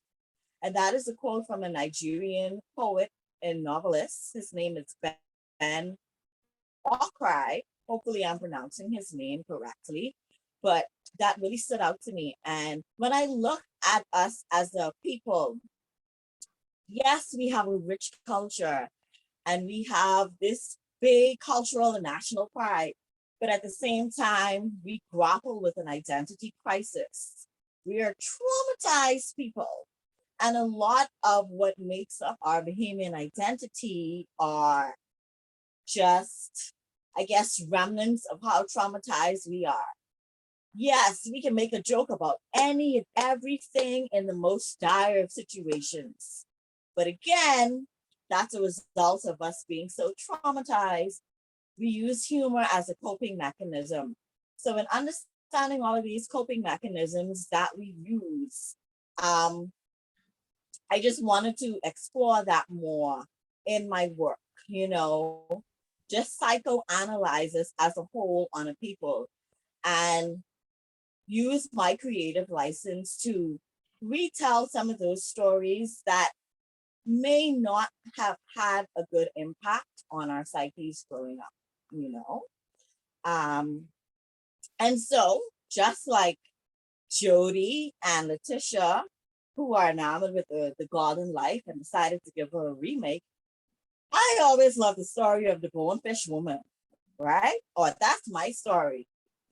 But we have a saying here in the Bahamas, or we have a song here in the Bahamas, that when a married man have a bonefish, that's his sweetheart.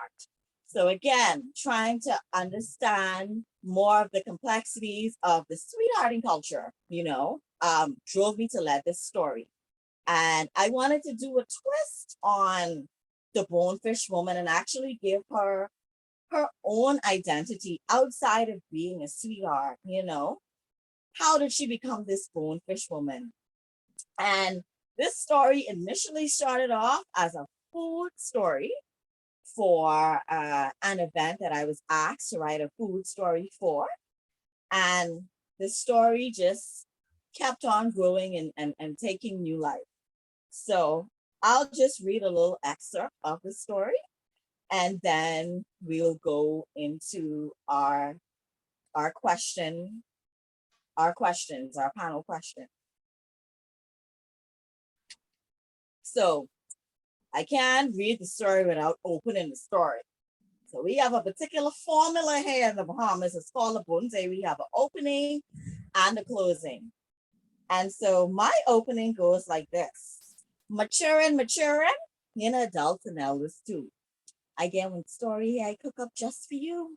So gather around and grab yourself a seat, because this story gonna be juicy like okra soup with plenty meat. And before I go into the story, this story is actually an adaptation of Miss Annie, the Just Reward, and the Master Trickster, which were all taken out of An Evening in Guanima by Patricia Glinton Nicholas. It was a scorching hot summer, like 70 something, no 700, no 750 million trillion degrees hot. And Barabi had decided to go in the blue hole to catch a swim. The field was big and the walk to the blue hole was a long ways. Since it was so hot and the trek was so long, he make up his mind that he can stay overnight, so he carry pieces of flour cake to use to drop as a trail, just in case he get lost, because the field used to change directions overnight. As he was making his way through, dropping his pieces of flour cake, he began to sing, "Good morning, Father Fisher. Good morning, Father Brown. Have you any sea crab to lend me one or two? Bone fish fighting, I get no bait to catch them. Every married man got his own bone fish." Now, as he sang, unbeknownst to him, mild wind, the spirit of the field, took his lyrics and melody and blew it straight from the field into the blue hole, where a special school of bonefish resided. There was a particular by this music. She begged Marvin to bring the sound in a little deeper. You see, Marvin was a special bonefish. She wasn't really hot up to be married. What she really wanted was to be able to live on the land like the island woman and eat all the mouth-watering, juicy, flavorful Bahamian food she always heard the model island men sing about whenever they would come to the Blue Hole. But little did she know, in order to eat all that good food, you had to know how to cook it. Now the moon was just about to open up her eye when his Uncle Robbie finally reached the Blue Hole. He took out his flour cake that he had to go with his fish that was wrapped up in a holy handkerchief, and he placed it on a rock. He slipped out of his trousers and he dived into the Blue Hole in his full birthday suit. As soon as he dived in and gone under my bone and latch on his bungie like one of them person Barry. When he come back up, he feel a singing pain on his bungie, and when he realized it was a bonefish, he screamed, "Ay, ay, ay!" He yucked the fish off, and when he saw its size, his eye opened up big with excitement. Because he had thought he had been blessed with a bonefish fit for a king to go with his measly piece of flour cake. Now he fling about himself with the Blue Hole singing, "Once fish on hook, man don't need no bait. Once fish on hook, man don't need no bait." He rested the bonefish down there, the flour cake, and proceeded to gather some sticks to make a fire. Just as he was making ready to set the fire, he heard a singing, "Crab soup tastes nice, crab soup tastes nice, but not as nice as crab and rice. Crab, okra, and grits, you know that good enough for the king. But boiled crab and dough, that's what is make me sing. Spirit, oh, he says a monkey foot. I ain't spirit singing. I need to hurry up, cook this food. Just when he touched the bonefish to pick up the throw into the fire, Marabona transformed into the most peculiar high yellow woman he'd ever seen. Her skin was yellow like mangrove. Her hair was purple like sea grape. Her eyes were orange like a fog plum, and her lip was green like an apple. But Robbie's eyes filled with frightened amazement, and at the same time, before he could say anything, Marabona say, "Give me a piece of your flower cake." And I'm going to end the story right there. So the story also dives into connecting to our ancestral wisdom, which a lot of us have become so disconnected from. Like how Kay grew up sitting at her Grammy's feet hearing the stories, and Letitia comes from a family where her family shared stories, the same as myself. We have a lot of Bahamian adults who have no connection to their ancestral wisdom by way of oral traditions, by way of carrying it through their family. They didn't have a Grammy to share stories with them or a granddaddy to share food recipes with them. And so this story also kind of binds that together and returns to ancestral wisdom or ancestral memory. All right, so we're winding down this very beautiful and powerful evening. Thanks again to the Blue Flamingo Literary Festival for hosting such a dynamic discussion. We need more discussions that will explore not only our oral literature, but all of our oral histories and our culture with more depth, with more analyzing eyes and analyzing minds. So before I open the floor to those in the audience to ask questions to our panelists this evening, I have a few questions that I would like to ask each of them individually. I've already asked Jody her question, and she already gave us an answer. So, Kay Jeannie, are you still here with us?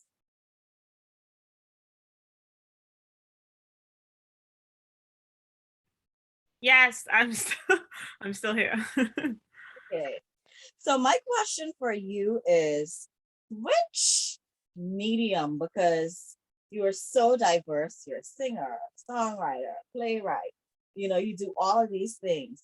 Which medium would you say would have the most influence on you to not only express yourself through, your Bahamian aesthetic, but through vernacular, and why? In which medium do you feel most comfortable to express yourself in Bahamian vernacular? Oh, I feel like that in this current time is shifting for me actually, but it has always been music. I say this all the time when talking about my practice in general. Like I consider music to be my first language, and just I feel like I'm able to articulate way more clear when I'm using verse. To it just for whatever reason it just makes me feel like, no, I could sing it, but I feel like if I like write it and I write a melody, like the melody is going to give you an even deeper understanding of what I saying, because there's words and then there's layers of it. And I feel like that's why music has always been the top medium for me to express in that way. But since being introduced to playwriting and like actual like writing and feeling comfortable even with sharing, because I always wrote, but I was just very shy about sharing those things. So I feel like I'm definitely finding a love for this way in using music to tell that story, because again there's more layers. And I feel like even talking about oral history in general, like I feel like when I was trying to find a closer grasp on who I was, I had to go back to my like lineage. I lost one of my grandmothers, who I was very, very close with in 2015. And when that happened, it was like a brick fell on my head of like, oh, like you can't talk to Grammy no more. You can't get on Grammy nerves. You can't she can't tell you no little funny story. She used to sit down and be like all of that, realizing that that was gone. I'm like, oh, I want to be able to make that something more tangible. Like I don't want it to just go away, and you know what I mean? Not it exists for me, but I want it to feel real, And I think that's where that comes from, that urge to want to do that, of wanting to immortalize, that's the right word. That energy. Yeah, I hope that answers the question. I talk long, y'all. Sorry for that. And that's okay. It does. I figured you were gonna say music because, like I said, when I listen to the chorus of your song, give me some of it. Like so easy. It's just so easy to bring that out in song. And for me, it's storytelling, because I'm sure, like most of you, I grew up with a grandmother who was an educator. And so, of course, it was speak proper English. We couldn't speak in our Bahamian tongue, in our vernacular. And so it was such a struggle, because I grew up with so many different elements of family, Some spoke proper English and some just spoke pure, raw Bahamian. And so, of course, as I became older, a big part of my work was decolonizing my language. And so I love that I get to speak full Bahamianese when I do my storytelling, right? So you can feel the Bahamianness in my storytelling. But thank you so much for that. Thank you. Letitia, thank you. Thank you so much.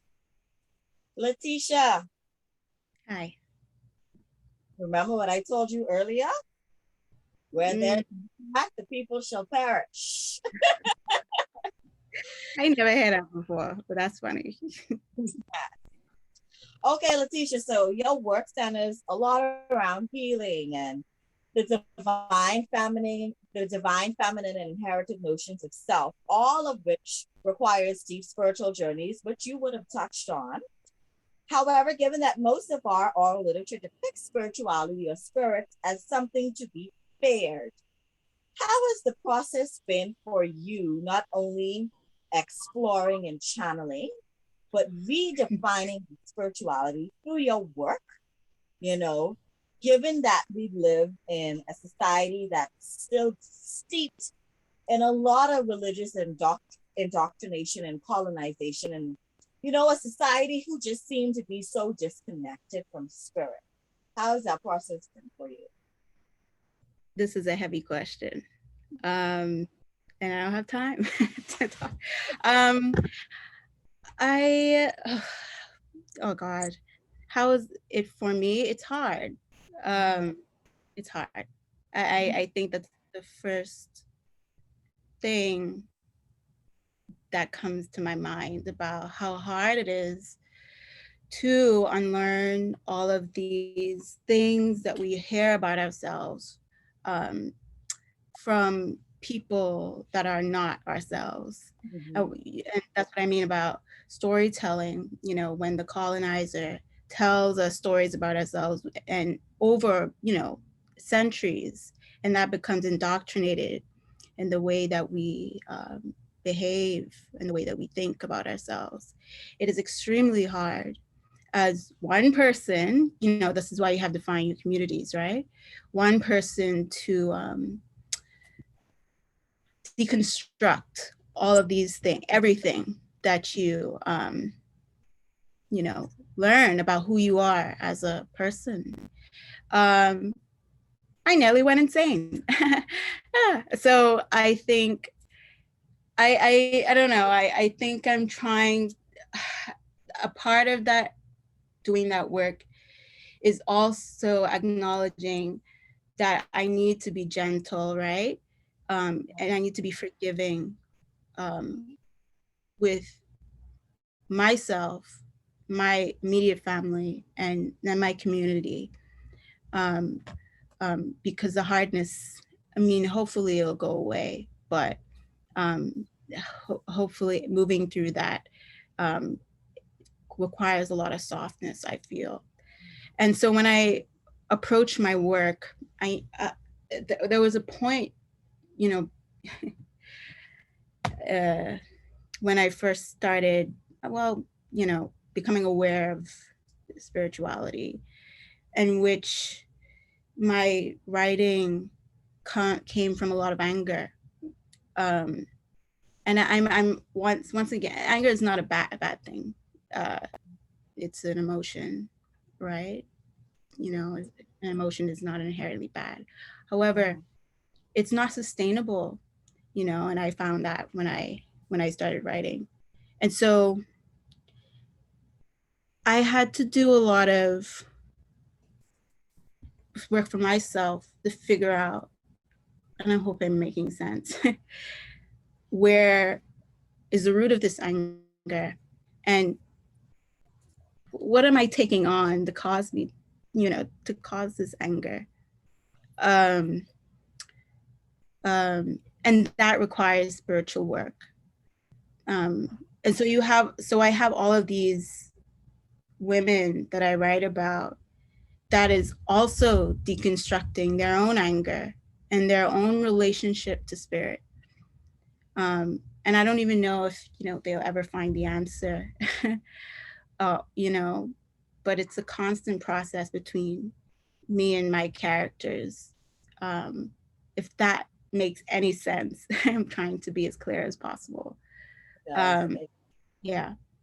It's an So, ongoing process for all of us who don't fit into the typical Bahamian identity mold, you know, and especially coming from families who have already defined us in a sense. So having to take away each layer, it's very hard, but we must continue to do the work because courage is contagious. And the more courage that we show in redefining ourselves and who we are, I really believe that it's going to, you know, catch a fire. I think, right. Yeah, I think So so too. trying to move through this now because, you know, it's a Friday evening, the country open up now. Some of y'all may want to go out. We won't keep you here too long, but I just really wanted to get these questions through. So Camila, the last panelist for this evening before we open it up to the audience, and Dr. Smith will take over that part of this evening's discussion. So you and I are similar. We both have Bahamian and Jamaican roots. I was born here in the Bahamas, yet my mom is of Bahamian, of a Jamaican ancestry. She was born in Jamaica. So my question for you is, given that you hail from two culturally rich backgrounds, steeped in rich oral histories and defining musical genres, the Bahamas and Jamaica, with both countries sharing cultural parallels yet different in nature. And we know that Jamaicans, like, they freedom fighters, just like our Haitian brothers and sisters. I am a descendant of Nani of the Maroons, and so of course that fighting spirit is in my blood. However, when we look at the Bahamian narrative, we are told that, oh, we be passive and we lay down and we let anything happen to us. We don't fight for what we want. How has Bahamian literature or Bahamian oral histories versus the Jamaican oral literature and oral histories that you would have been familiar with as well, how has the Bahamian aspect inspired your critical engagement around art's relations to culture and humanity? And how has the Bahamian literature inspired your defiance of some of these stagnated societal and cultural norms that we are trying to break through? Okay, that's a multi-layered question. I think the first thing to acknowledge is I was born and raised in the Bahamas, and my mother was born in in Jamaica, but is a naturalized Bahamian. And so my household culturally isn't traditional Bahamian by any stretch, but it's also not traditional Jamaican either. So I'll say that my experiences of both cultures make up my artistic self, inherently myself in the world. But I do think that what I grew up with in the household of my Jamaican heritage, I mean, it may or may not be part of what contributes to the ways in which I challenge some of the ideals we might buck up against in the Bahamas. I feel like my need to be loud about it in a certain way is one kind of defiance that we could say is attributable to Jamaican heritage. But in our history, we're not necessarily passive either. Like, we've had moments of revolution of our own kind. It hasn't been full overturning, but we're an independent country with such close proximity to one of the larger powers of the world, and we're still managing to hold our own sovereignty. So I think you don't want to, I don't necessarily want, I wouldn't want to negate what strength we have in surviving our way.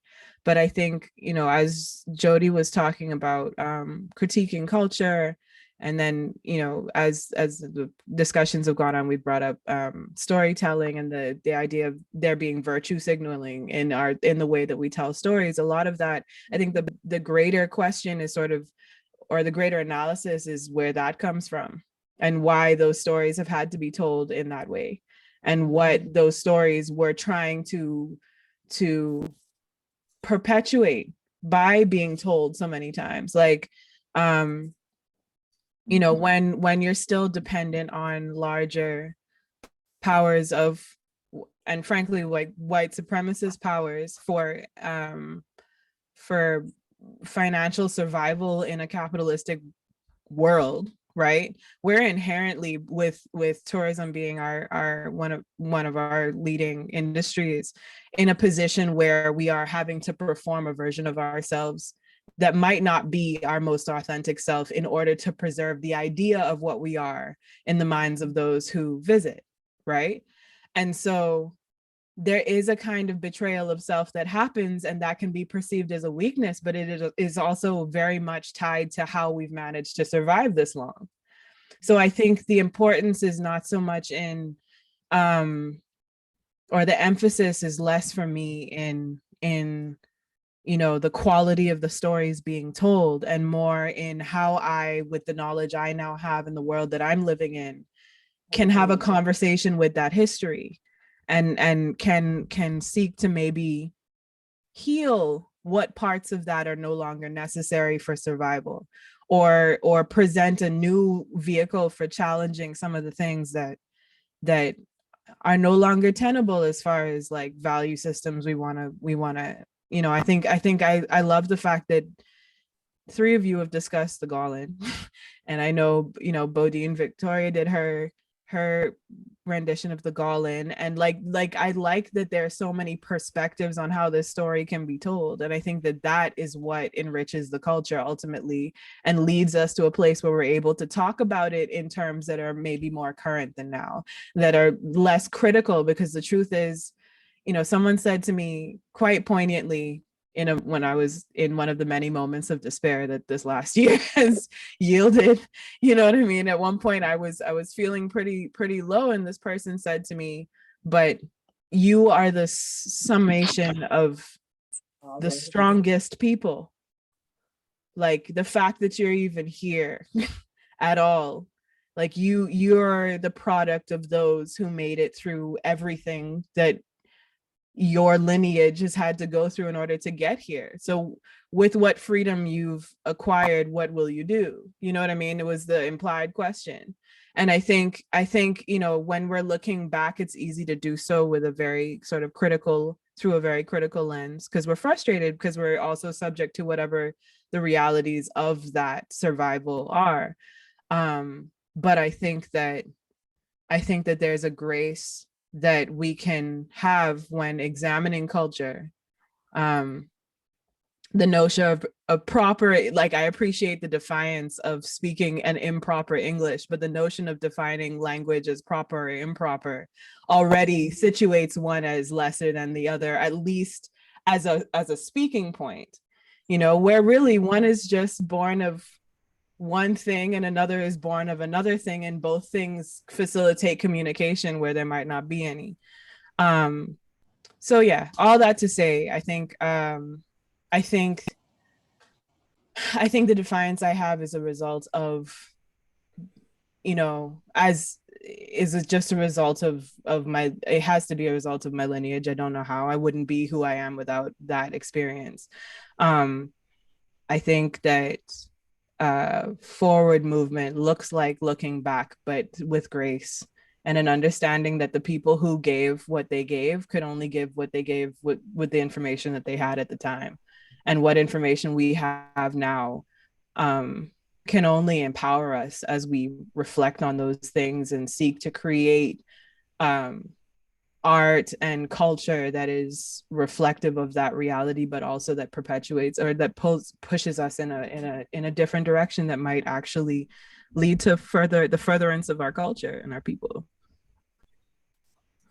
Thank you for your multi-layered answer. It was a multi-layered question. I hope I got to all of it. You certainly did. And, you know, you did explain it beautifully. And I think many of us go through different stages of defiance, you know, based on the environments that we have come up in, based on the lineages that we have come through. And like Letitia mentioned earlier, you know, at first, you know, you have this stage of anger, like you're angry, you know. But then you get to that stage of grace where you have a level of comprehension and relatability to what that person may have been going through in the moment. Look, and it don't mean that don't make you mad though. Like, you know, sometimes Grammy say some stuff that's like left and you have to like, you know what I mean? Whatever it is, all of us have these experiences in our familiar structures with the people we're surrounded by. But I think the grace is such an important thing, and a mindfulness of the fact that, you know, everybody has lived a reality equally, at least as complicated as the one we're in. Mindfulness, I think that is the better word. Just being mindful of what the other person have had to endure, you know, especially given what they may not have had or may have, you know. So again, thank you. All right. I think we have reached the end of this part of the discussion, and I see that we are a bit, 5 minutes over time. So I do think that Dr. Smith would still like to open up just so that the audience can get 1 or 2 questions in to the panelists before we leave this evening. So does anybody have a question that they would like to ask? If you're not unmuted, what you could do is just type it in the chat and I will read it off for you. Or Dr. Smith, I don't know, perhaps you want to kind of. No, I think you're good. We are now at 8:06. So we are going a little bit over, but I do want to give folks an opportunity to ask their questions or have their voices heard. Again, in terms of opening up the mics, that might become a little bit overwhelming because there are like 60 people on. So if folks would like, what they can do is type their questions or comments in the chat and we can read them off. Or you can try to put up your hand And if it's just a lot to say, and I will try to find you so I can unmute you individually. But that could be a little bit taxing. But please type your comments or questions. Either myself, Princess, or Marie Sersing can read them off. But while folks do that or put up their hands, I just wanted to, there is a comment here that I wanted to read to the panel and then maybe comment on. From Micheline Adams, good evening all. I lived in the Bahamas from 2000 to 2006, but I'm Trinidadian. I am happy to see that your art is in support, in supple hands. I'm also, what's that, cuffed, that it appears to be women are so actively confirming your roots. And so to speak to that a little bit in terms of the committee was trying to get a more diverse panel, but we have found that we weren't able to find a lot of young Bahamian men who were engaging. Of course, there are a few. There is it D-Mac who sang Aneli Mari de Garland? And there are one or two. There was another graphic artist, I think, who uses Bahamian folk tales as his inspiration, but he wasn't available. But we definitely were able to find more young women who were engaging in the oral tradition and keeping it alive in these new ways. And like I said before, Travolta Cooper also is doing it with his TV show. And so to speak to that, the fact that, and maybe this is something that the panelists can speak to, is there something about the oral tradition that connects with women or women's experiences in a way that might be different than the way it speaks to or connects with young men? And the committee also, the idea of reclaiming voice, right? So this is Bahamian oral traditions as inspiration, for contemporary cultural productions, reclaiming voice. And we chose reclaiming voice because we found that there were so many Bahamian women artists who were literally reclaiming the voice of the Garland bride or the Garland wife, right? Because as you listen to the story, and I'm not sure, I hadn't heard the version that Letitia with the bride getting eaten, but in most of the versions that I've heard, there's no agency with the Garland bride, right? She is this thing, this figure that's talked about. The story actually follows the young man.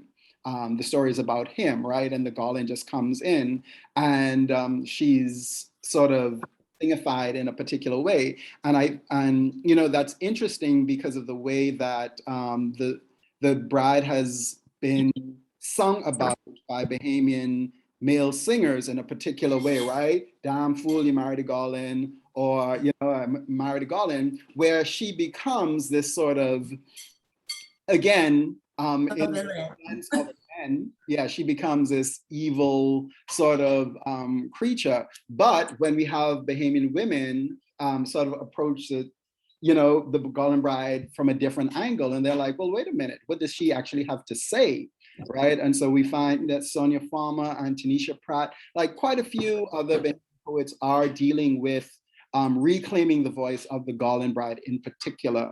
And so I just thought that was really interesting. So I'm wondering if, I know I was saying a lot, I'm wondering if any of the panelists would like to respond to that in terms of, does gender play a role in the way that the oral tradition connects with you, do you think?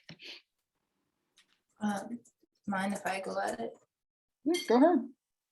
Yeah, so I think for me in particular, I think of, well, my expanded practice leads me to think of how women function in Bahamian society.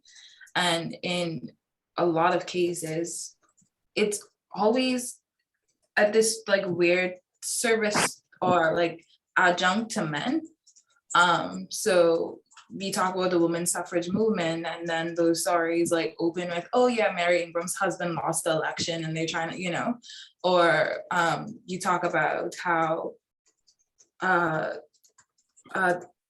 women who have like political power, or the first acting prime minister was a woman, was only because, the prime minister wasn't able to fulfill his duties at the time. And I think for me, I'm really trying to challenge that, and it's pervasive throughout our society. So you see it you hear it in the music, you hear it in you see it in how we treat each other, you see it in politics, you see it in just like how we talk, our language, how it's very misogynistic to a certain extent, where we objectify women in a very specific way, like the whole like carry a funny thing, you know what I mean? Like it's it's our greatest international weapon, but it still has like this like misogynistic undertone to it.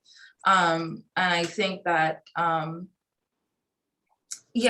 just trying to carve out a space where I exist with my own agency as myself, as a Black Bahamian woman, without a connection to a man, or or my experience is not totally informed by my proximity to a man that I may have some sort of relation to, whether that be sexual or familial. I have a thought too. I think it's I think it's a reflection of the time we're in, all of the cultural evolutions that have happened over the course of the last like 2-3 generations, where we're now seeing, not even 2-3, I'm talking like maybe 1 or 2 generations, where now we have a populace of women who are realizing, have an awareness of the ways in which some of the cultural explications have left them out of conversations in a certain way, or when they were inserted in conversations, it's like, you're never the good one. It's like, it's the same thing. It's the same reason why I think Dark Skin Coconut Oil felt like a song I needed to make, because I know I wasn't the only dark skinned girl who was feeling ugly. You know what I mean? Like, for no reason really, other than some larger white supremacist remnant that got trickled down and then was re-celebrated. It's like, I don't know. I think we're seeing this shift now where it's the women who are wanting to have this conversation, because I think we're all at a place where just the reimagination of what is possible for women, Black women, Caribbean women, Bahamian women, just is of necessity. And it's not, if we leave it to somebody else to tell the story, we've already seen that the story gets told in a skewed way. So there's a kind of commitment to holding ourselves accountable for how we would like to be represented, and for the scope of existence that we should be allowed to experience in this lifetime without, persecution, frankly. Awesome. Thank you. All right. So we had one hand raised. So I'll open the mic for her. And then after her question, we'll give the panelists a minute to, for after you've answered the question, then you have a minute to just wrap up. And then I think we will end. All right. Was it Ms. Wilson who had her hand up? I opened your mic. Yes, it's Shanae. Y'all can hear me? Yes. Yeah. Okay. But before I ask my question, I just wanted to say that I really enjoyed the panel, especially that like all of y'all are Black Bahamian women. It's very inspiring to me as someone that likes the arts to see y'all use like y'all gifts and stuff like that. Yeah, y'all just like beautiful and amazing. So I just wanted to say that. But my question is, seeing that y'all are like so well versed in terms of what y'all bring to the table, everybody, like some people do music, some people do like literature and stuff. Like, how was it for y'all like growing up and developing your craft? Because I know like the Bahamian environment is not really conducive and supportive of whether that be like performing arts or like written art, like poetry and stuff like that. So how was it like, growing up in the Bahamas, if you did grow up in the Bahamas, and trying to develop your craft and exploring your interest in the arts in general?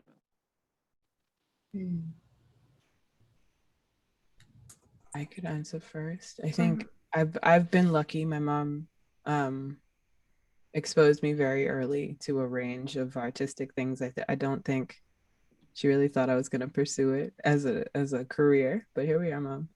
Thanks.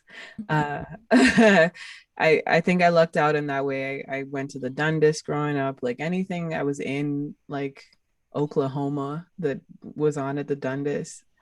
I was like 9 or something. Somewhere there's a newspaper clipping, but like I think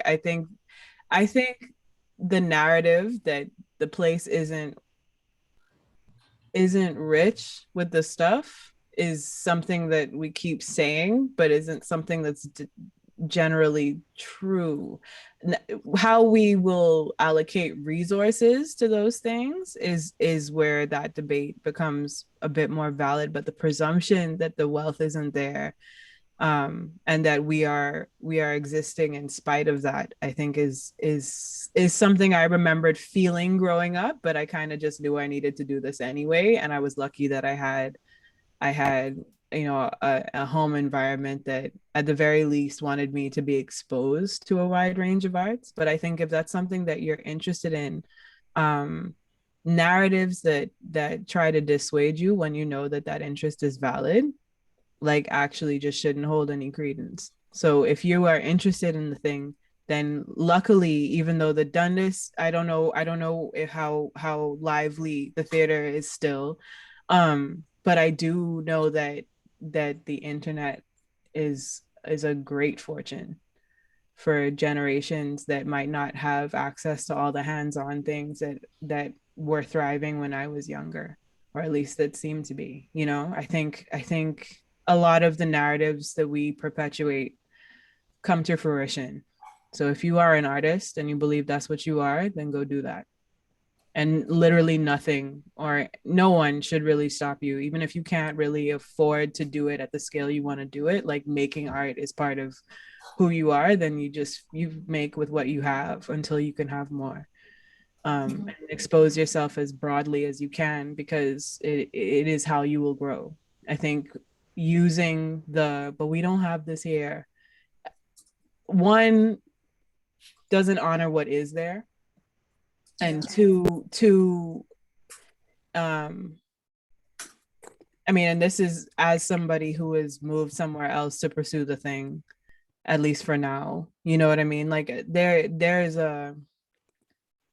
what we have is not everywhere.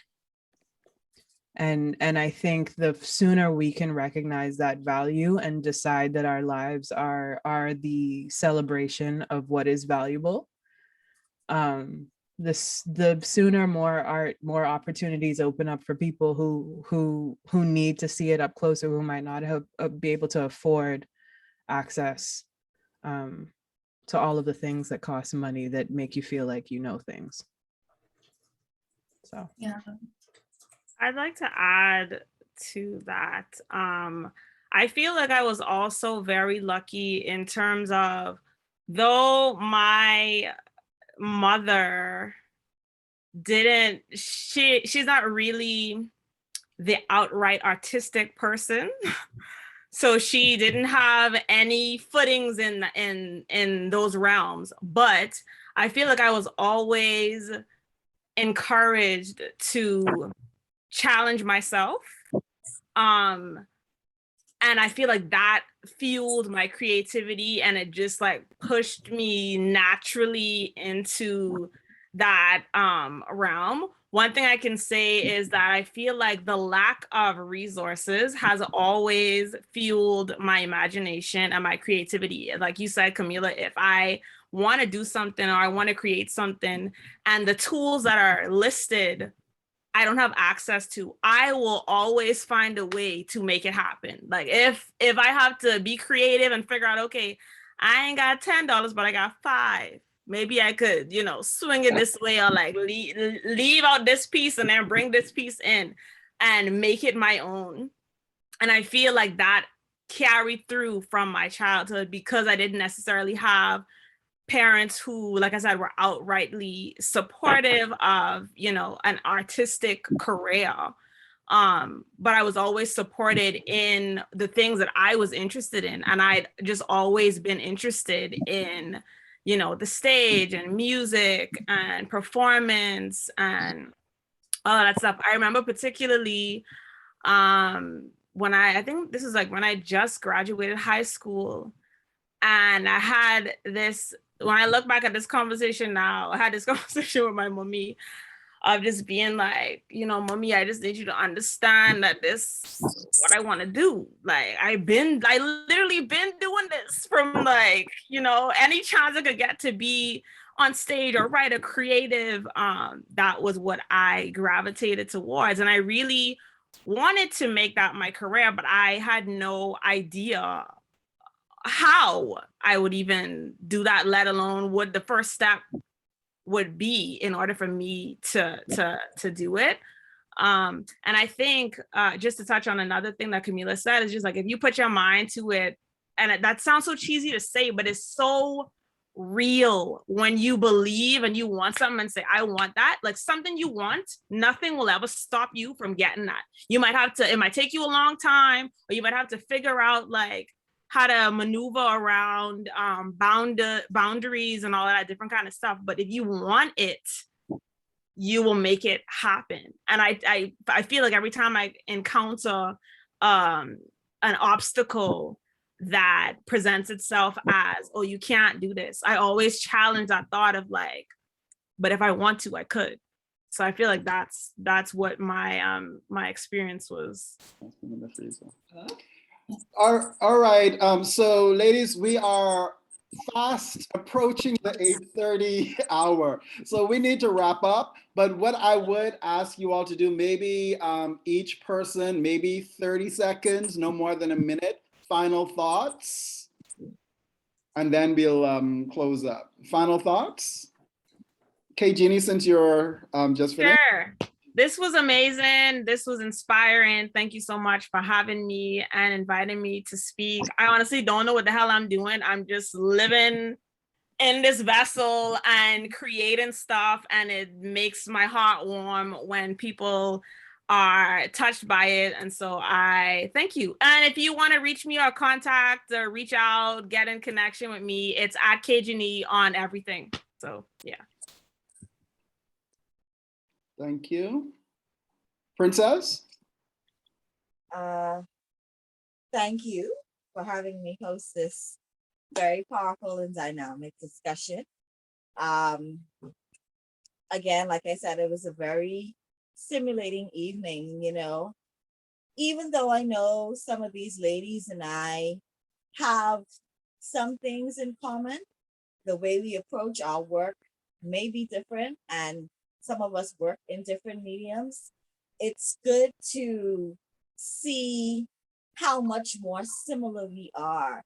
And, just knowing that you aren't on this journey alone of uncovering, unrevealing and returning to and remembering. It was just a joy to share this space with these women. And if I can throw in this plug at the end really quickly, on October 10th, the Bel Canto Singers will be presenting Unsung Heroes. I hope I am saying it correctly. It will be airing on ZNS on October 10th. And you get a nice presentation of Bahamian culture, spoken word, storytelling, old singing, and of course it features myself and some storytelling, Bahamian storyteller Heather Thompson, who asked me to be a part of this, and of course Dr. Smith. So be sure to check that out on October 10th. Discovering Our Unsung Heroes, presented by Belcanto and Friends. And Princess, how can people find you? So people can find me. I'm on social media. My Instagram is sensual, spiritual, cultural me. I know it long, but I needed it to who I am. So that's sensual, spiritual, cultural me. If that's too long for you to type, you could just put in Princess Abdiel, Princess Abdiel, or Princess Crack. On YouTube, I'm also sensual, spiritual, cultural me. You can see some of my storytelling there, as well as Facebook, sensual, spiritual, cultural. Thank you. Letitia? Thank you for inviting me. This was really powerful and healing. I don't really have any, I don't have any Instagram. I don't really care about that. I guess I want to talk about the last point, which is you don't really need permission or approval to be your artistic self, and just do it, be brave. And that's really it. That's all I have to. Can they find your work anywhere? Your chapbook? I think it's all sold out. It might be at the National Art Gallery, like a few left there. But yeah. Come on, sold out. Awesome. Last words? Yeah, keep talking. Just keep talking and keep talking. And to the person who, asked, I'm here because I didn't shut up about wanting to be an artist, and people discouraged me, but they also took me seriously. So, there's a balance there. So, and just start doing wherever you're at, and abundance will follow you. You can find me on Instagram at Jody_EA. I'll follow you back if you follow me. So yeah. Thank you. And finally, Camilla. Hi. Thank you so much for inviting me to be part of this panel. It's so fulfilling to be able to sit down and have these conversations and to reflect on our culture like this, and not being home and being able to focus on home for an hour and a half is like a really lovely gift to my week. So thank you for having me. As far as being a creative is concerned, it's a difficult road, and self-doubt is perpetual. So though we are here and we are brave in our performance, it also comes with falling apart 5 trillion times before you present anything, and a lot of self-doubt. So though some of us might be up here making it seem really easy, it's not. But I think we are a gift to the world, creatives. And that's not me trying to just toot my own horn. I just think that I've been really lucky to meet so many people who create at such a high level, and including the panelists here. And I just think that what we do is a gift to humanity, and it should be honored as such. And I know that our a lot of what we place value on, or a lot of what determines our value is money. And I know people think that wealth at this means success at this, but I think the fact that artists can be called for perpetuating these conversations, continuing these conversations, is a testament to the contributions that art and artists make to the furtherance of cultures as we know them. So I'm happy to be here, and I'm glad this is a thing, and I hope it continues to be a thing, because I think our culture specifically could benefit from continuing these conversations. Well, thank you. It is a thing, and it will continue to be a thing. As a matter of fact, there are 2 more things. More things. Love the thing. The State of the Short Story, October 22nd, where we will have writers from across the diaspora reading their short stories and talking about the genre of short story in speculative fiction, science fiction in particular. October 22nd, and then Voices Across the Diaspora, a Night of Poetry, November 26th, where we will have poets, again, from across the diaspora, reading their poetry and talking about poetry as well. And these are all leading into the main Blue Flamingo Literary Festival in March, every March of every year. You can follow Blue Flamingo Literary Festival on Facebook or on Instagram, and all of our upcoming events will be there as well. And so again, once again, this was enriching, this was wonderful, this was far better than the committee imagined. A testament to that is we maybe lost 8 people in 2 hours and a half of this conversation. So this is stuff that people want to hear and people are interested in. So once again, thank you all very much. I want to thank the Blue Flamingo Literary Festival Committee, Dr. Marie Searsing, Dr. Dustin Hellberg, Dr. Rhoda Arundel, Dr. Rosemary McTeer, the chair of School of English at University of the Bahamas, Dr. Mayuri Dika, and of course our dean, Dr. Douglas Barkey. Thank you all. Have a wonderful evening. Biddy Bo Ben. This discussion has come to an end. All righty, guys. Have a good one. Good night. Good night. Night, everyone. Goodbye. Bye, everyone. Wonderful work. Great, great, great. So Yasmin has a comment there. Yasmin Glinton. Sweet. Thanks for coming. Bye.